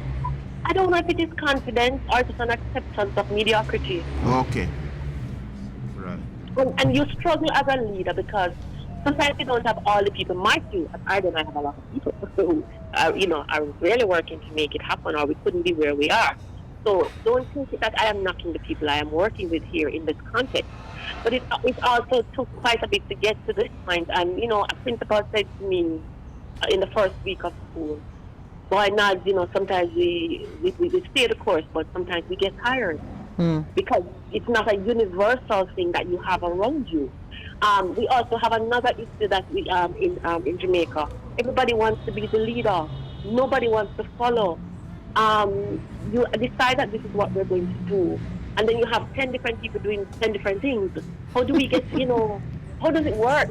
But that might not be a desire to lead. That might just be an inability to participate in a shared vision. 10 doing different, 10 persons doing. So the vision seems to be at the heart too. May I ask you this, Nadine? If I may go back to give you a one sentence perhaps answer to the question you asked me before to kind of focus. Technology, right. We went to policy. We decided what it is that we wanted to do. I told my vision. I had to modify the vision from time to time. This is what we wanted to do. This is where we wanted to get to. So we worked through policy, and then we started operationalizing the policy from a curriculum perspective, from a teacher development perspective, staff development perspective, from a parent sensitization perspective, from a board, signing off and things. So we have policy, I find, is always at the root Key. of what we do. Yes. And then policy has to come off the paper. Right. Yeah. Grow legs and walk. There was also a great emphasis in the report on striking a more collaborative approach or balance. That's always important. Stakeholder engagement. What are the Always kinds of important. strategies that you recommend, given even some of the inequalities that exist in our society with income and different neighborhoods and, children of different backgrounds? How do we get parents and the business community to be partners in the journey? Those of us who are called to lead the charge, we have to grow a thick skin. You have to grow a thick skin? Okay. We have to grow a thick skin. Because we are going to get pushback. One. Two, have your support system around you, because you're going to have to retreat, regroup, retool, re-energize, and come again. It's par for the course. Then, at the heart of it is communication. Communication. Building relationships. I remember I was fairly young when I started out at Buffet. I turned 33 that year, I think. Something like that. I could go back and do the math and tell you exactly what it was. But I think I just turned 33 when I started there. And so I would say perhaps I wasn't as diplomatic as I can be now. And I remember after we started making some of the changes and we started seeing some, movement. And the movement would have been, look at it this way, the movement is that rather than no students taking exams, some students no qualifying to take exam and getting grade 4s. Mm-hmm. And the first set of results that we were celebrating were grade 3s. Yes. So you have to understand that. Yes. And I remember saying to the parents that I know you don't like how I do everything. Because I don't think I'm two-faced, but I don't like the results, don't it? Mm-hmm. I know my audience. I spoke to them that time. And they said yes. And I went home and I mulled that thing over for a long time. I don't know what, I didn't plan to say that to them at the PTA meeting today. Yes. It just came out of the interaction that we were having. Honest. So the whole bottom line, what I've learned, looking back on that period now, what I learned and I'm using now, is that you have to always communicate. People won't always like everything about how you do things. As a matter of fact, some people will actually hate it, even when they see the good coming out of it. For whatever reason. They won't be in the dark. Right. So whatever their reason is, people will have all kind of reasons. Sometimes you can deal with the reasons, sometimes you have to step around the reasons because you're a human being and you will go crazy. Mm-hmm. But you constantly communicate to people where it is that you are asking them to go. And then you enable people, you empower people. Empower is something about an overused term. Yes. You give people the capacity to do. And you will find that people will be doing and not even realizing that They are doing. Because you know something, what you are doing in the truest sense of the word, you are educating your stakeholders as you go along. And you have to recognize, and in your conscious moment, you have to recognize that education is not for today, it is for tomorrow. It's 10 years later, you are going to see a student who's going to say to you, I appreciate it. And you're going to see a parent, I think it's too fierce, But- data comes to something. Aye. Yes. As you talk about communication, it's related to transparency. So what I hear you saying, Miss Malloy, is that you think communication, but being transparent in terms of what you're doing, helps the process, doesn't it? It does, because yesterday, for example, we had some glitches with our examinations here, because we're doing everything through technology. When you have technology, something will happen. The moment I realized that something happened, I put it in PTA executive group. So anybody call any member of the PTA executive, they say, oh yes, they can say, oh yes, Ms. Malloy told us that she was having an issue, but they're working through it. Yes. Yeah. So that's at the heart of it, really. You say communication. We are very big on talking about informed decision making. Let's call it that. Informed consent is a part of the conversation in today's world, but informed decision making is really what it boils down to. Making sure that persons have the right information to make a decision that is critical to their well-being. So I'm moving you a little now from collaboration, that's a no-brainer that we should all be partners in the journey, to the question now of decentralizing the power and the control that the Ministry of Education currently has over the delivery of these services to our children. One aspect that the report covered, as it talks about more collaboration, it also says, therefore, school boards, the PTA, parents, teachers, and students need to have more autonomy, more control over what happens on the ground than the ministry does. Have you seen a need for that, and how are you yourself seeking to exercise that kind of control so you get what you're looking for your school? Absolutely. I agree with that. That was a recommendation coming out of the 2004. 2004. And I absolutely agree with that. It's a ministry for me, it's overarching policy. Okay. What direction should we be going in when it comes to using technology? We are going down this particular road. I'm not going to name a road. Yes. Now. We're going down this particular road. What do you do at the school you are at? You look at your population, your stakeholders. At Buffet, I didn't have students with a lot of money. So I used to literally sit at the gate and make sure that the students have to buy everything from the canteen so that we can make some money from the canteen and stock shop. And my brethren blocked out the gate, never too happy with me. Yes. But Black understood what I was doing. So when I turn my back sometimes deliberately, and he gets a little still, and then I come back and, Black, what are you doing here? So we're trying to get some money in so that we can purchase some computers for the school. Because you see, I had to take the lead where I was there, because there were not too many other persons who would have understood at the depth that I understood and staff members understood where we needed to go. You come to a situation like at Ardenne, where our PTA actually has a secretariat here. Mm-hmm. There are monthly meetings. Um, we have alumni groups that are, Contributing and taking a contributing to strong the school. interest. We have a board that with professionals that span the legal profession, Every sphere of commercial and industrial life. Right. So you look at what you need to do in your school and you bring all of this together. So I go back to the PTA again. The PTA at Ardenne spans one of the broadest cross sections you can find in a school in Jamaica. We are proud of that. I hear students talk about that. My own niece who came here, she talks about that. She said Ardenne is a real school. You meet everybody from all walks of life here. And so what you do, you pull on all of those resources and you decide on what it is you're going to do. So you're going to have support for those who need support. So And you're going to have to pull those in who can offer support. So you plan your programs accordingly and you invite people in to serve on your different committees, even if it's just from a advisor perspective. These are not personal necessarily sitting in all of the meetings. But you invite them in so that they can participate and they can understand what it is you're doing. Every month, I am required to give an update to the PTA about what is happening. Let's take curriculum now. The ministry gave us the new standards curriculum. Okay, the national standards curriculum, we keep calling it new.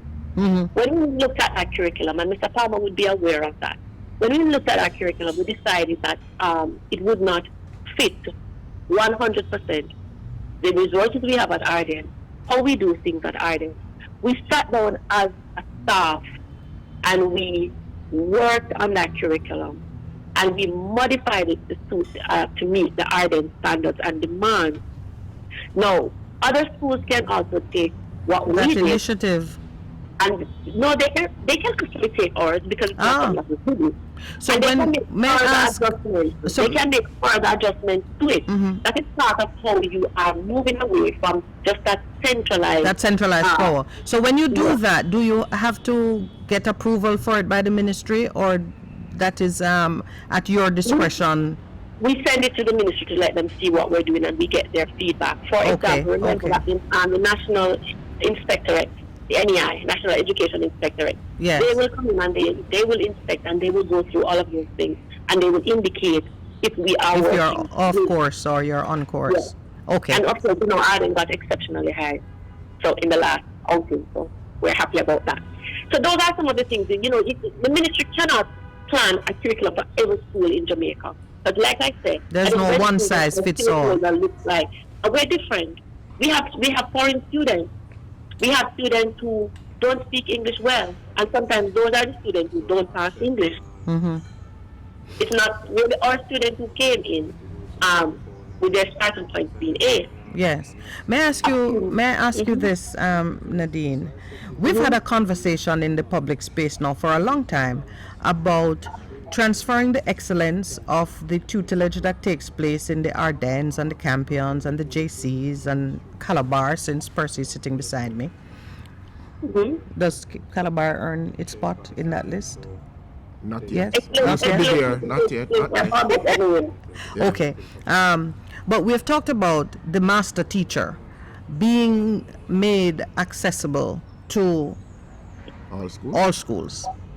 Do you see that as achievable? And I mean, how can we borrow from the schools that are employing, effective strategies, and make changes in other quarters of our system? There are zones of excellence. Isn't there a concept in the ministry of your grouping schools in zones? I think it started with Ronald Twiggs. But I want to hear about how we can, because when I was a part of the e-learning initiative, we talked a lot about the master teacher who could, be available to the other schools. But Nadine, you've said a number of things which are teasing my mind. One, about how the PTA functions in the different environment. You've worked in Buff Bay.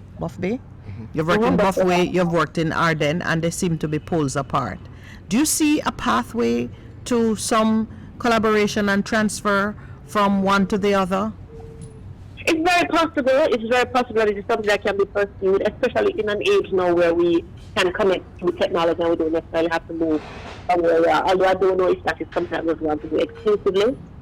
But with the technology, it gives us a chance to connect a little bit more. And I think if we are more deliberate in it, I think the Jamaica Teaching Council is doing some of that right now.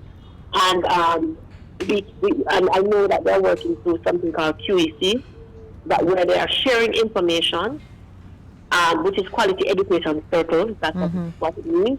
They are sharing information, but I think it could be perhaps designed in a more deliberate way. It could and something in a polarizing way as well.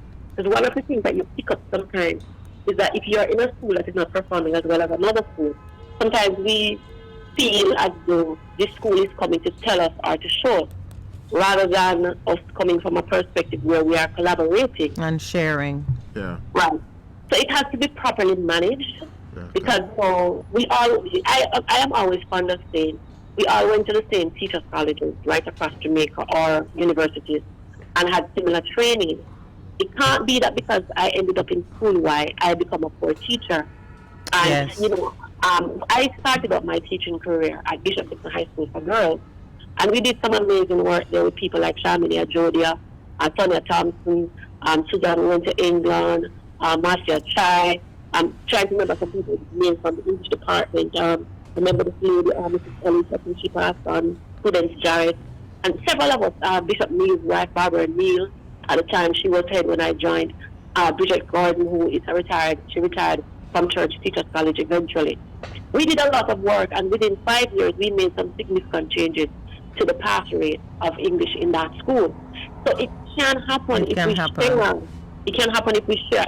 We got to the point where, as a department, we took over a room, and we would have lunch there, and we would allocate X amount of the lunch time to talk in shop. Nadine knows how to teach short story writing using imagery very well. And so she would talk about, some strategies that we could use. I remember Prudence Jarrett sharing with us which pronoun was it she taught us how we use again.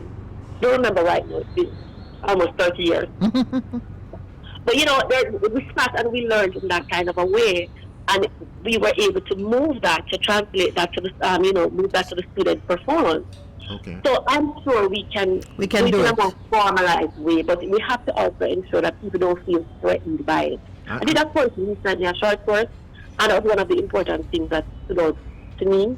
Having people learn to change in what is a non-threatening space. Yes. Okay. Because once you start to tell people that they are not doing well enough, people begin, even when you're not threatening them, people begin to feel threatened. Amazing you say that, because Percy and I started a project.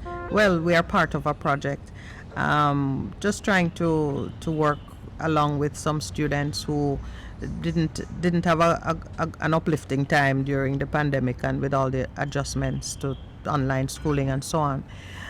And this morning I was saying to him that I just had this very strong sense that we need to communicate to these children that they haven't fallen behind, they're not failing, they're not, just to work alongside them to get back to, or to get to the point where they need to be in a way that is non-threatening, really. That's important. Absolutely. Yeah. Because the people are saying that the students are not learning. They are learning a lot when they're away from us. It's for us now to be able to use the various strategies to pull out what they have learned during this time when they were away from us, and to make it applicable and relevant to the life that they are going to be living now. Last night I was having a little trouble falling asleep, and I started reading the 2022 OECD report on education trends for 2022. It's amazing. There are lots of things out there that we have to take into consideration. What are the pathways of education? And I'm not using pathways the way the Minister of Education is. No, I'm going to ask you that question. But what are the possible pathways that education will take going into the future? And I was looking at 4 different scenarios that they presented. And some of those scenarios are mind-boggling for people who don't want to accept change. So we have to Well, read wisely, and we have to understand what it is we're looking at, what it yes. is we're thinking about. And we It's have all the to. things we're talking about that these children are going to be doing. The careers, I am not the teacher that I was 30 years ago, sorry, 29 years ago, pushing the 30, right? Yes. I'm not the same teacher that I was 29 years ago when I started. When I am in my rocking chair, if God spares my life that long, I'm going to be looking on. And some of those amazing things that are going to be taking place, I probably can't even fathom them. Can't relate to them, and we are preparing our children for the future, not for the current day in which we all live. I saw my son. Well, I'm left-handed, he's not, but he writes as badly as, at one point he wrote as badly as I did at a certain stage in my life, and he was getting ragged just as I did for not writing well. And at one point I said, listen, calligraphy, handwriting, no, me just style it as calligraphy. Calligraphy is going to be an art form in his future, Oh, yeah. not a I soul. remember Doing handwritten notes. handwriting. In 2000, 1990, I started in 93, about 95, 96. A friend of mine from Trinidad, Adolphus Daniel, he told us that handwriting is going to be an art. Yes. And I have to struggle now to write properly. Yes. But I've been typing for so long now. Precisely. There's nobody going to be struggling to decode your handwritten note. And in my day, doing exams, you had to handwrite your exams. And so And it that, was... that it presents a disadvantage for students who don't write well. Of and course. Who don't write well. Absolutely. I heard, I'm sure that I heard it somewhere along the line. I'm not going to quote anybody from the CXD hierarchy, but I heard that it has made a difference. The e-marking and the e-exam, it has made a difference because it's much easier to read what the student is communicating. Right. Must be. I mean, and when you're typing, if you want to change an entire paragraph, sorry about the bell in the background. If you want to change an entire paragraph, you block a paragraph and take it out and put a crossing out and right, absolutely. Nobody needs to know the 6 things you had wrong before you got it right, because you had to cross it out. So a lot of things are changing. Malloy, just continue along the part of decentralization of power. The 1980 Education Act. We've been trying to make revisions to it for the longest while. Is it something that is overdue now in terms of a new education act in terms of what has transpired in the world? I would agree that it needs to be amended. There have been challenges with it because, you see, when you want to change someone, I think the major sticking point you have there is the terms of employment for the people who work in the education sector. Right. See, when you want to change someone's terms of engagement, you're going to end up with issues. Mm-hmm. No, let's say for example, I started teaching January 4, 1993. I came into the system with the intention to retire at age 60 or to take early retirement this year. Along the way, not even that long, just a few years ago, you changed the game on me and tell me I now have to go until 65. Many of us are grappling with that because we spent 20 odd years saying we're going to be out of the system in 33 and a third years. So when you begin to change people's terms of conditions of engagement, the rules of engagement, you're going to have pushback. That's only natural. If you're going to come to me now and say to me, after 21 years as a principal, approaching 22, you're going to say to me, Ms. Malloy, you no longer have tenure. That's going to be an issue. So there are some of those things that are important. Yeah, they are important. And when you start to touch those things, you're going to have issues with using the Education Act. I really don't think the Education Act in of itself, even though it needs to be updated. And I gave an example because, from a union perspective, because I'm a union person, Yes, there are other examples that persons could give from it that would be equally valid. So it's not the Education Act, I always say from time to time. It's those who are implementing It's what the people that we want to do. Absolutely. And so the question that I asked you, because I think in the report, they alluded to the fact in terms of empowerment, accountability, especially with teachers, being able. How are we going to get around that? Because do you think it is agreed position from both sides that in terms of accountability and performance by teachers, it needs to be upped? What is the... So, there's always room for improvement. There's Yeah. always room for improvement. And the reason I usually get most pushback on the plan is because of accountability issues. Mm-hmm. So remember, Mr. Palmer, I remember one day I went to and I was talking to one of my mentors. I called one of my mentors and I was saying, I don't do anything wrong. I just asked people to do X, Y, Z. I begged. It's been over a year since I've been asking this. No rights from people. And I become public enemy number one. Mm-hmm. I was, I was really having a low moment, and you always have to have the people who are going to support you. And the person said to me, if you tell somebody that they're wrong in the morning, you spoil them entire day.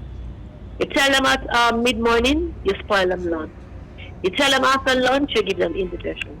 You tell them when they're about to go home, you're sending them home in a bad mood. You send the information and they access the information after they're home. How dare you send something when I'm at home? And when all else fails, your tone is not right. In other words, there's no right way to do it. No, it's good. So it's something that we have to recognize as that. Recognize it for what it is. And all of us know that it's not easy to tell people when they're not doing things the right way. Yeah. It's not easy. So I don't know how we're going to find a way around that one. And sometimes we have a way in Jamaica of giving people a blight. Some of us, we have been given second chances and third chances. And we've made good of it. But how many chances do you give? Mm-hmm. Well, To what extent do you say, oh, I don't want back, but I don't talk about it most. I mean, now, let's say that thing did do this, or I should do that. Well, I think I know yourself and Percival are more attuned with the internal runnings of ministry and the industry such as it is. But for me, as a beneficiary, an outsider, so to speak, or maybe just one of the general population stakeholders, I don't see us having a problem with accountability in the sense that I think the standards are there and the standards are at the right level. I'm with you on the issue that it may well be that it's implementation and how people carry out their functions. That's more the issue. But if I we, would say though, I would say though that it has improved over the years because there you go. Without pointing fingers at anybody. I remember when I went to Buffet, I was shocked. I was really shocked because what we were being asked to do at Bishop where I was coming from, people were looking at me like something was wrong when I asked for that there. And Yes. certainly after, certainly we were able to come to an agreement to how we incrementally improve what we do. And I remember we sat down one day and I said, look, teachers, we have to work out an MOU of what are the minimum standards that we're going to arrive at this school. We're a small school, same size as the senior staff here now. And we sat down and went through it. And I remember we had agreed on like 90-something% as the cutoff for a particular item. Don't remember what the item was. I went call somebody's name. My good friend, Mr. Amit, is now retired and back down in Clarendon. Mr. Amit raised his hand and I said, yes, Mr. Amit. And he said, you know something? If we sit down here and agree to this one, it's an indictment on all of us. And we looked around and I didn't have to tell them that let us move to 100%. 100, So, The all right, decided to good. move to 100%. So, So, it's yes. just how you work through the So you thing. build a that consensus. is and Leaders that build is consensus. that's the spirit that we need to draw on, because if you, I mean, some of what you've said tells me that you've been prepared to I'm going to say educate the teachers as well as the parents as well as the students, because when everybody learn to be on the same page, then everybody performs better. I don't believe in asking people to do anything that you have not trained them to do. Thank Okay, you. that's important. Good. That is. I have a question to ask, a provocative question. We don't Miss do Malloy. provocative questions.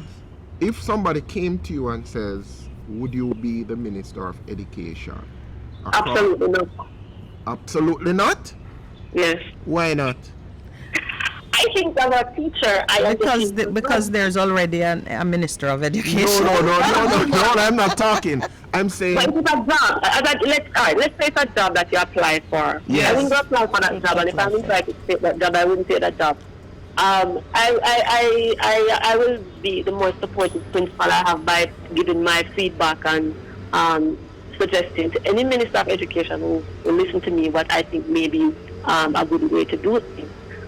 Certainly, it's an amalgamation of those of us who are experienced and inexperienced that will help to drive these things.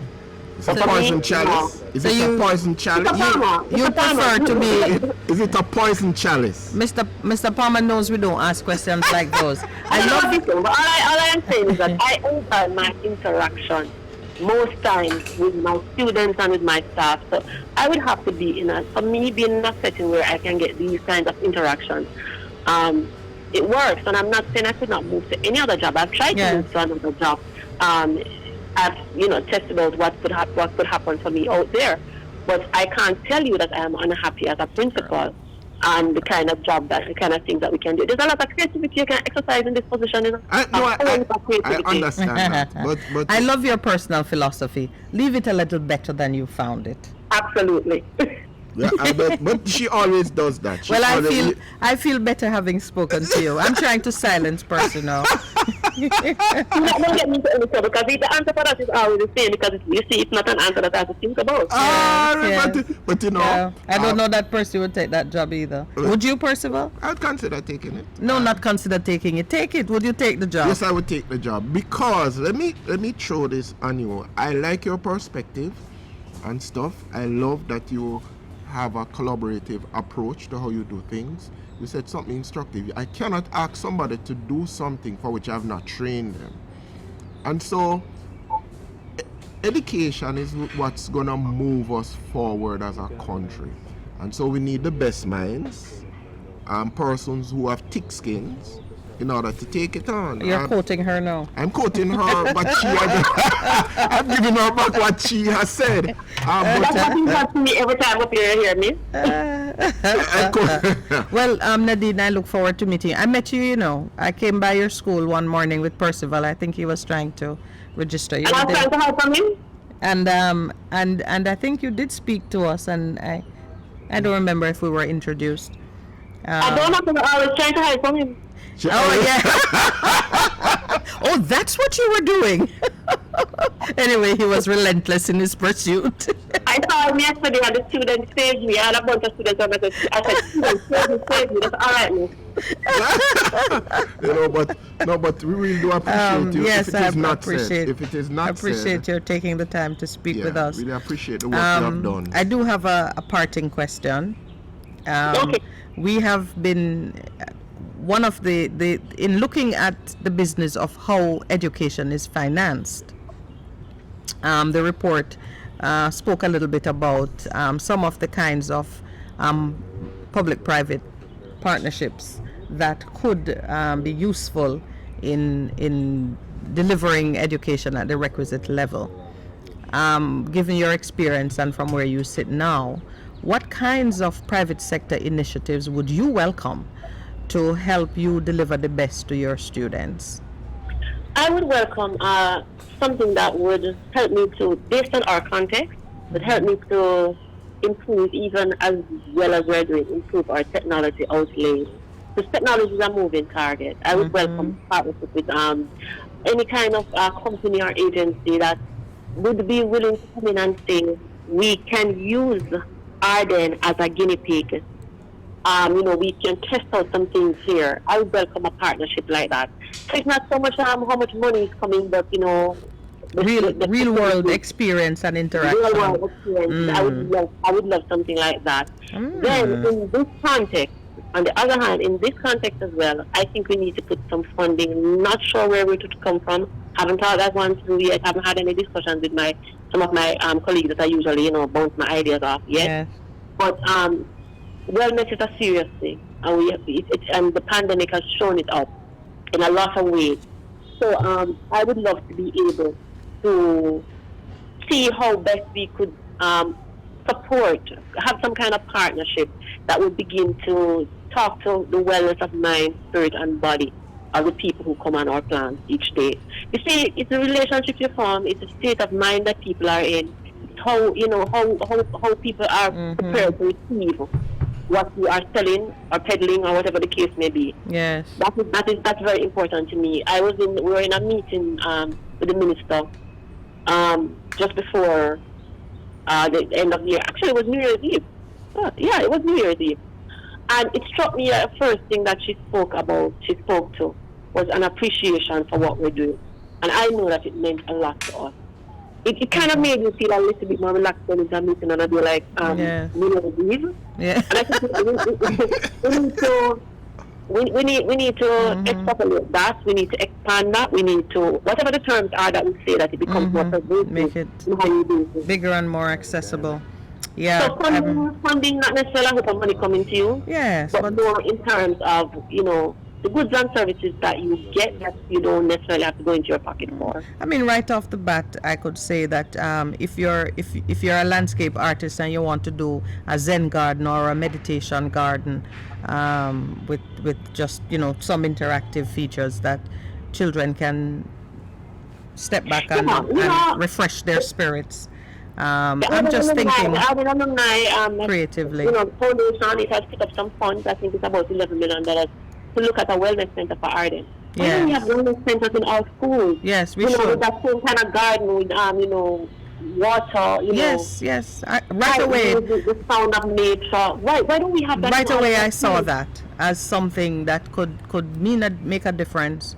For the children who spend a lot of time indoors, some of them tied to their computers and their devices, more interaction with nature would make a difference. We did a school in China some years ago, and that has stayed in my mind. The guidance counselors had a kind of a lounge, where students were in the lounge while they were waiting to see the guidance counselors, and there were different things that they could do. And that has stayed in my mind. And if I get a chance to de-stress. If I get a chance to be a part of that wellness center coming to Ardenne, it has to have that kind of It would have to Not have that. the same way. It's pretty much in the same way when I went to York University in Toronto. Yes. Once I saw the library, I knew that we had to have that library on a smaller scale at Ardenne, and we got it. Was it a digital library? Of course, the university, so they are digitized, and we are not yet digitized. It is in our school improvement plan to digitize a lot of stuff that we have, but we are an e-lab library. So one floor has no books at all. Because all access points that you have there. Yes. We're talking about it's like about 45 access points. We subscribe to some online journals and right, yes. Yeah. So that library is bigger. That one library there with the access points is bigger than the whole campus. Absolutely. Yeah.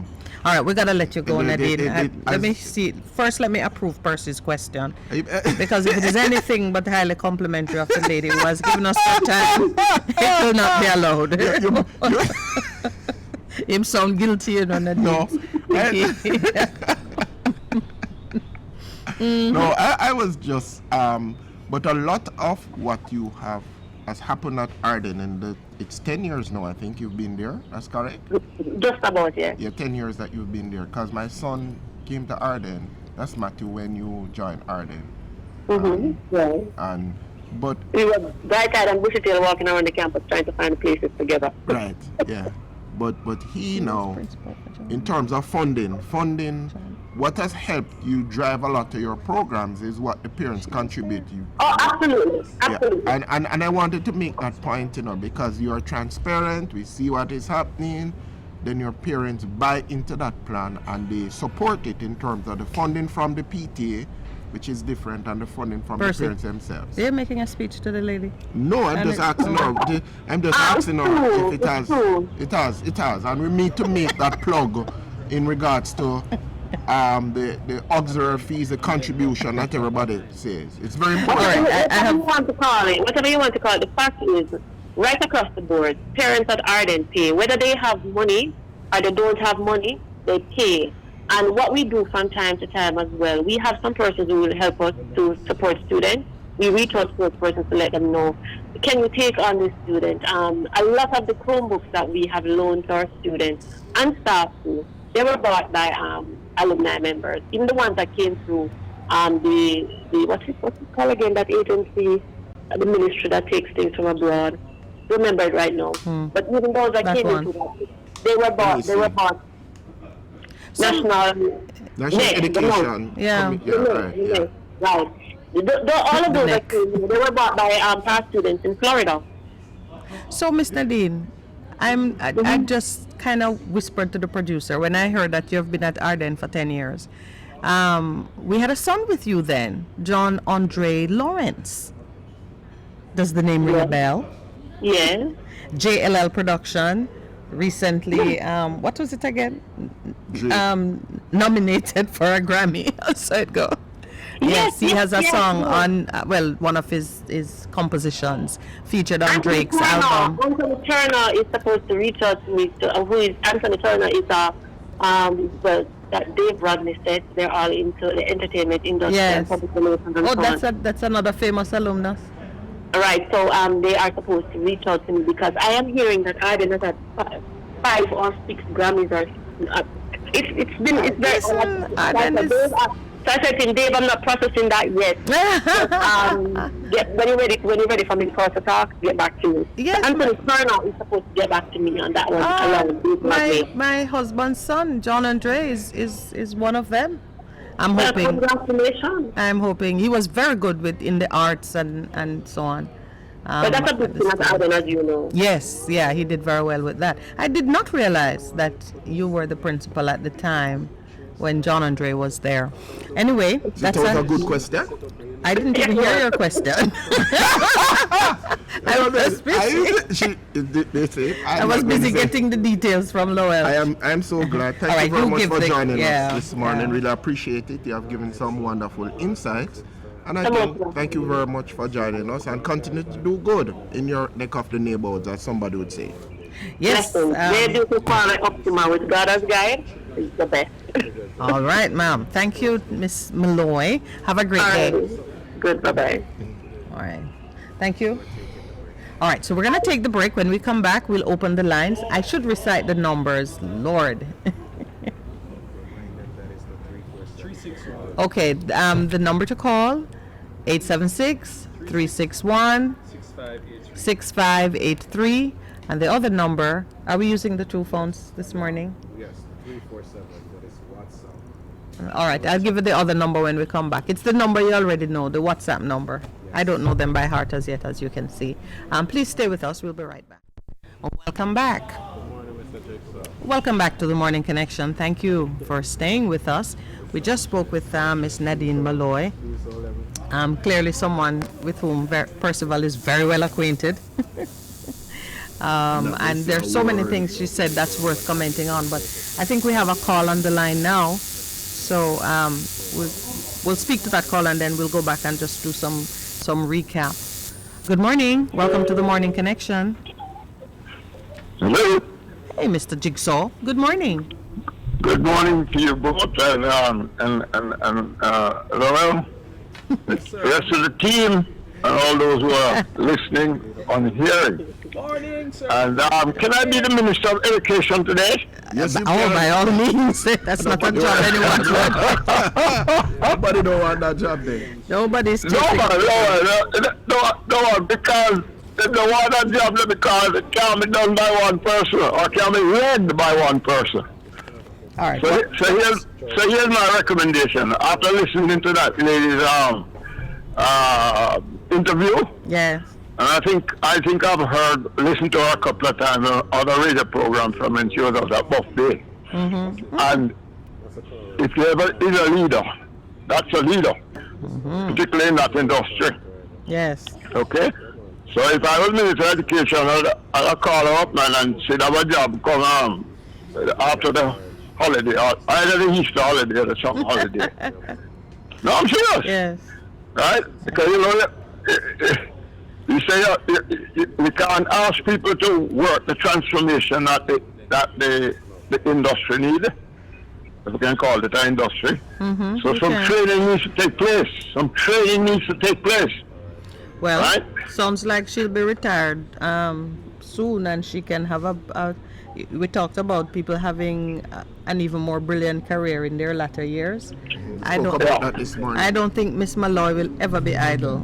The excellence No, she she won't. displays. She just have a wider role. Yeah, the skills she So has and the what she- excellence she has what- displayed.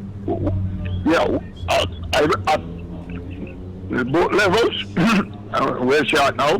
Yes. Country needs her. Can't give up her skill and leadership to go with her somewhere. That's Right? what retirement is called. The place of No, retreat. well, it can be. It can be. You don't get, you don't get Some people, injured that's something. You better be serious. There's no retirement anymore. It's just a $5 roll. You retire. Hopefully, you $5 rolls, and hopefully you can generate another stream of income for whatever weekly comes in from pension or whatever. Yes. So So you enjoyed it's the not- interview. Yeah, man, it's Yeah. excellent what she had communicated there. And I like forthright person there. I can't tell you that she's that kind of person, but she tell you what she thinking. So that's Yeah, why I'm she telling you, run that's from me some of the time. Yeah, she hide from Percy. All right, I won't say anything else. It's the jigsaw. Person want to eat too much corn. Person will think, that's what I'm aside. It's not just a pop out. Okay. All right, so let me let you talk to the other folks. All right, then. thank But you. I must encourage her. Yeah. Maybe she's listening to continue in that vein, and I'm sure she'll improve on whatever stage she at now. Hello. All right. All right, thanks, Thank Jigsaw. you, Jigsaw. Good. Oh, yeah, man. Thank you. You know, Call It There ended on a note that's worth carrying further. And this is for our teachers to know how much we appreciate them. And this is not Teacher Appreciation Day or, the once in a while thing, but as to sort of, on a large, national scale, ensure in whatever we're doing that we are communicating our appreciation And to there's some encourage them. the nurses, the policemen, well, I shouldn't say nurses, the healthcare professionals, Correct. the policemen or the security forces, and our teachers in particular, just for us as a nation to show our appreciation to them in whatever it is we do. If you have a business, consider them specifically and see how your business can cater to them in a Because the different school in way. your community and Yeah, the people if- work there.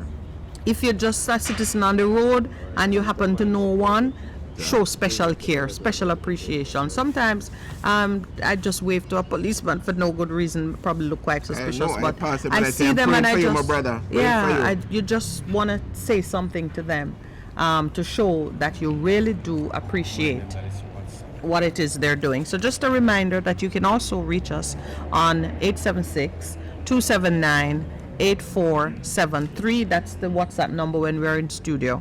876-279-8423.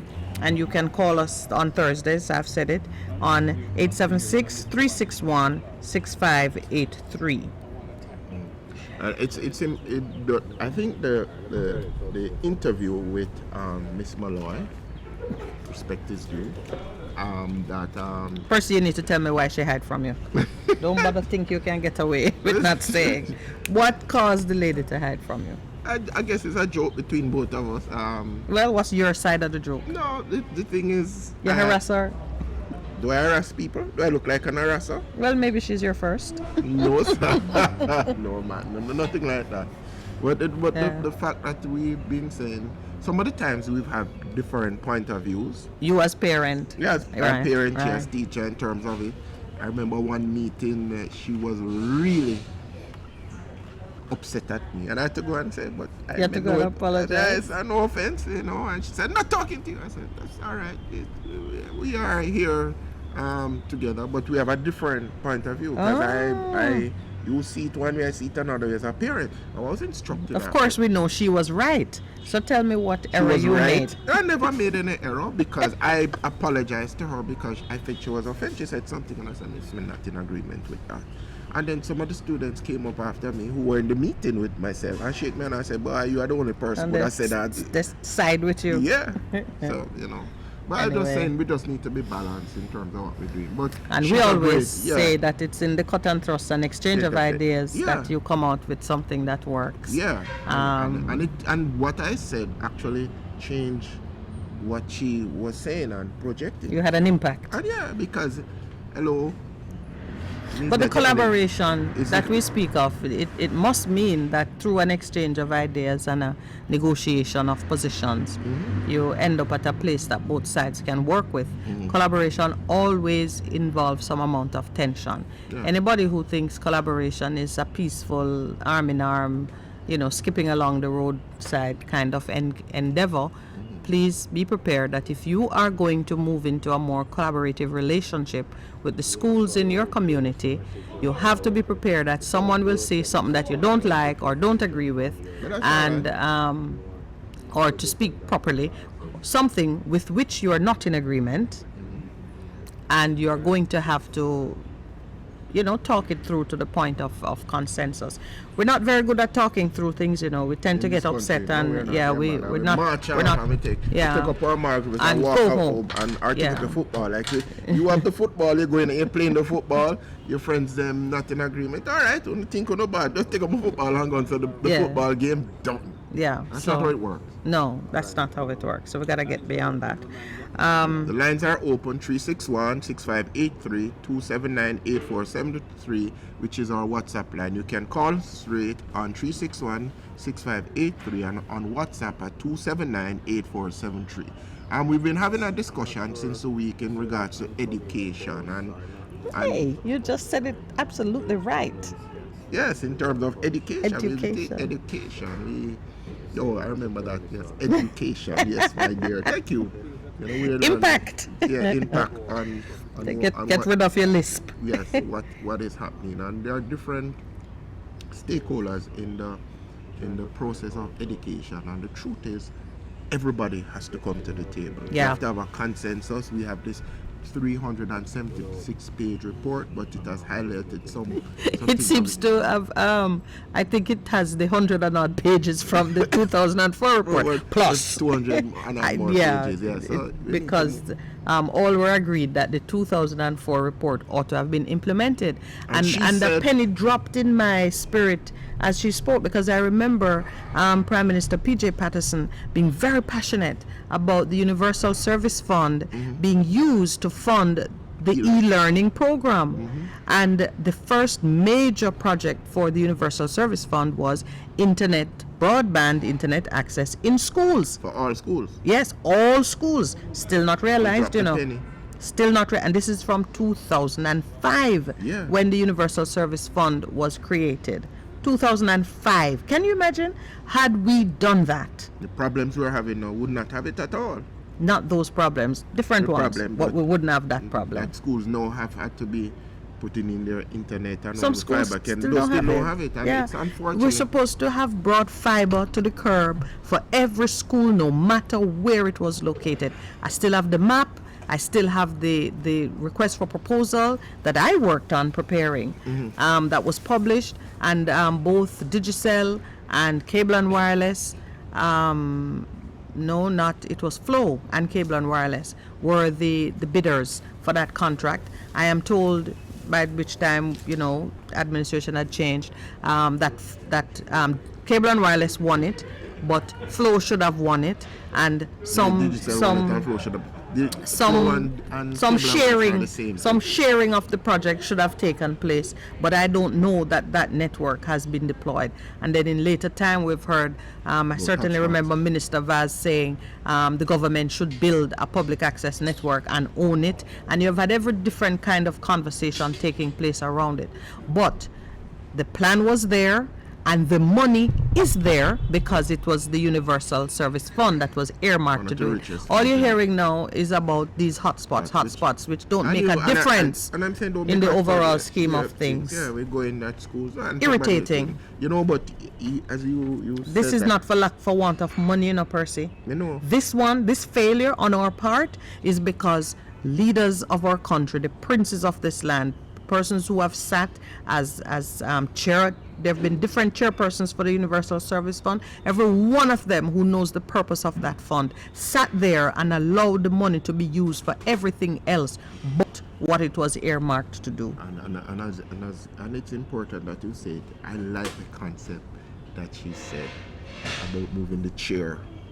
The table. She said the table was in one part. Bring it to the middle. The table was in one corner of the room. We move it to the middle.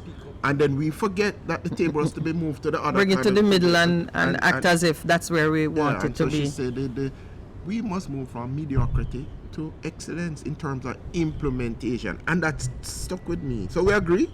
We are in agreement. There's another thing she said which I'm pondering. She said the same people who perform shabbily or settle for mediocrity in Jamaica will go on to other countries and I hear that all the time. Yeah, so it tells you there are some environmental forces that affect our performance, right? Both the environment to which we are transplanted and our native environment. Understanding how that works is critical. When you go to a foreign country where there is a true meritocracy, meaning if you work hard, you get the results, you get the rewards of that hard work, where others are pulling determinedly in a particular direction, so you have companies striving for excellence, and where maybe, I don't know if there are different standards that might affect us, but I'm creating a narrative here.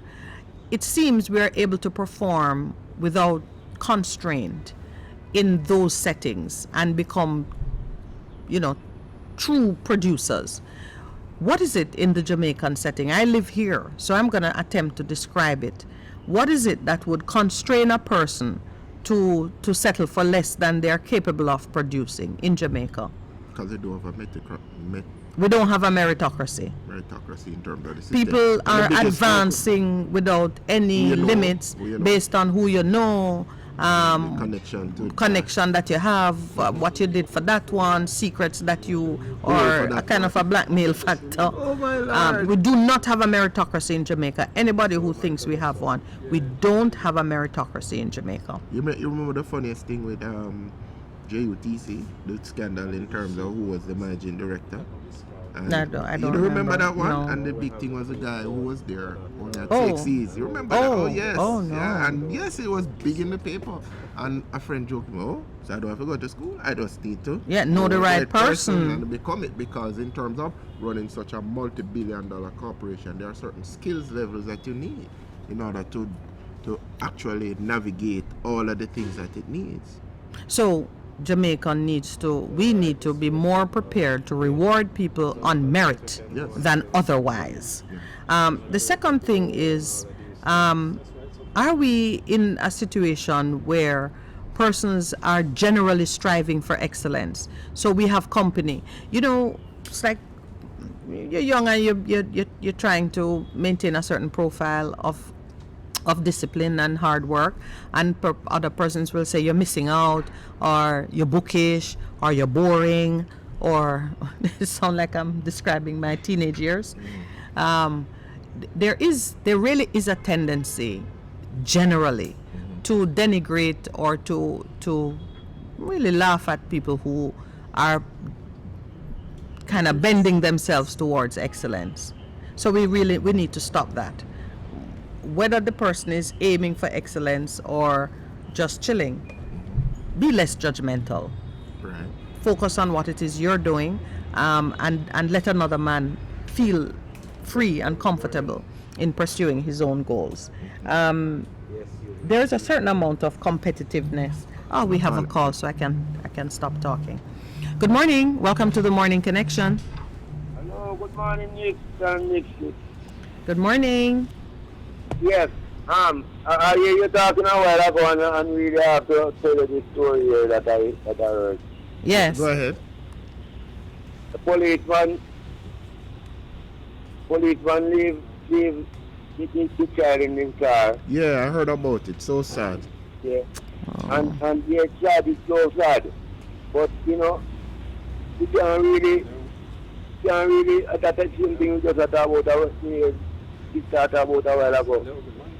It's something that right now, we see the tool, to the rich and the poor, right there, so. Start me, everybody is doing why it's unnecessary and very and more things.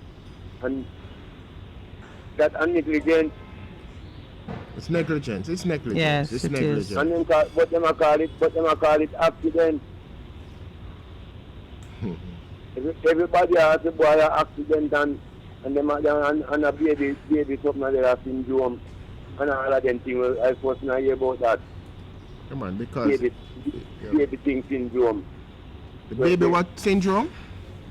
Yes, you know, like your people, you can come out and figure out your baby in a car or something. Right. You know what he's talking about? I You know. can have a baby. I know of You can the have a baby incident. 1 year and a year old and figure that in. You know the car, yeah. Mhm. Got to carry the You car can't to the figure that world. in. Two You young can't figure that in parents. no way. Two young You can't parents, figure both that of them in no way police at all. officers. You can't figure that somebody kidnapped you and not supposed to forget them baby nowhere at all. Yes, and you know, we've seen a lot of it happening in North America where the temperatures are a bit different. But I think what happened with that child, same result. It is very tragic. So Yes, I you didn't know. know that they had come to some pronouncement on it. Last night on the news, I heard them saying that they were that a decision was being requested from, I think, the DPP on whether someone should be charged. So you're saying this morning you've heard in reports that they have concluded that it was an accident. Well, I'm telling you that you have a group where do all of those things.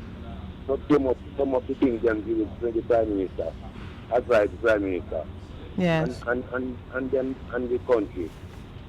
And their suggestion is that if they are same kind of syndrome and we must forgive him and whole heap of things. But Yeah. this negligence is not and them call it accident. And not that them want put on to pants well then after they want put it. But them can't put it so. And I would say, like me, I would say I'm negligent, so them also negligent also. But I know, at the truth that one law, you can have one law for the rich and one law for the poor. I agree That's with you. true. I agree with you. Even Yeah. though it was shocking, follow the course Yeah. of the law, what the law says, because if somebody else did that, you would have a problem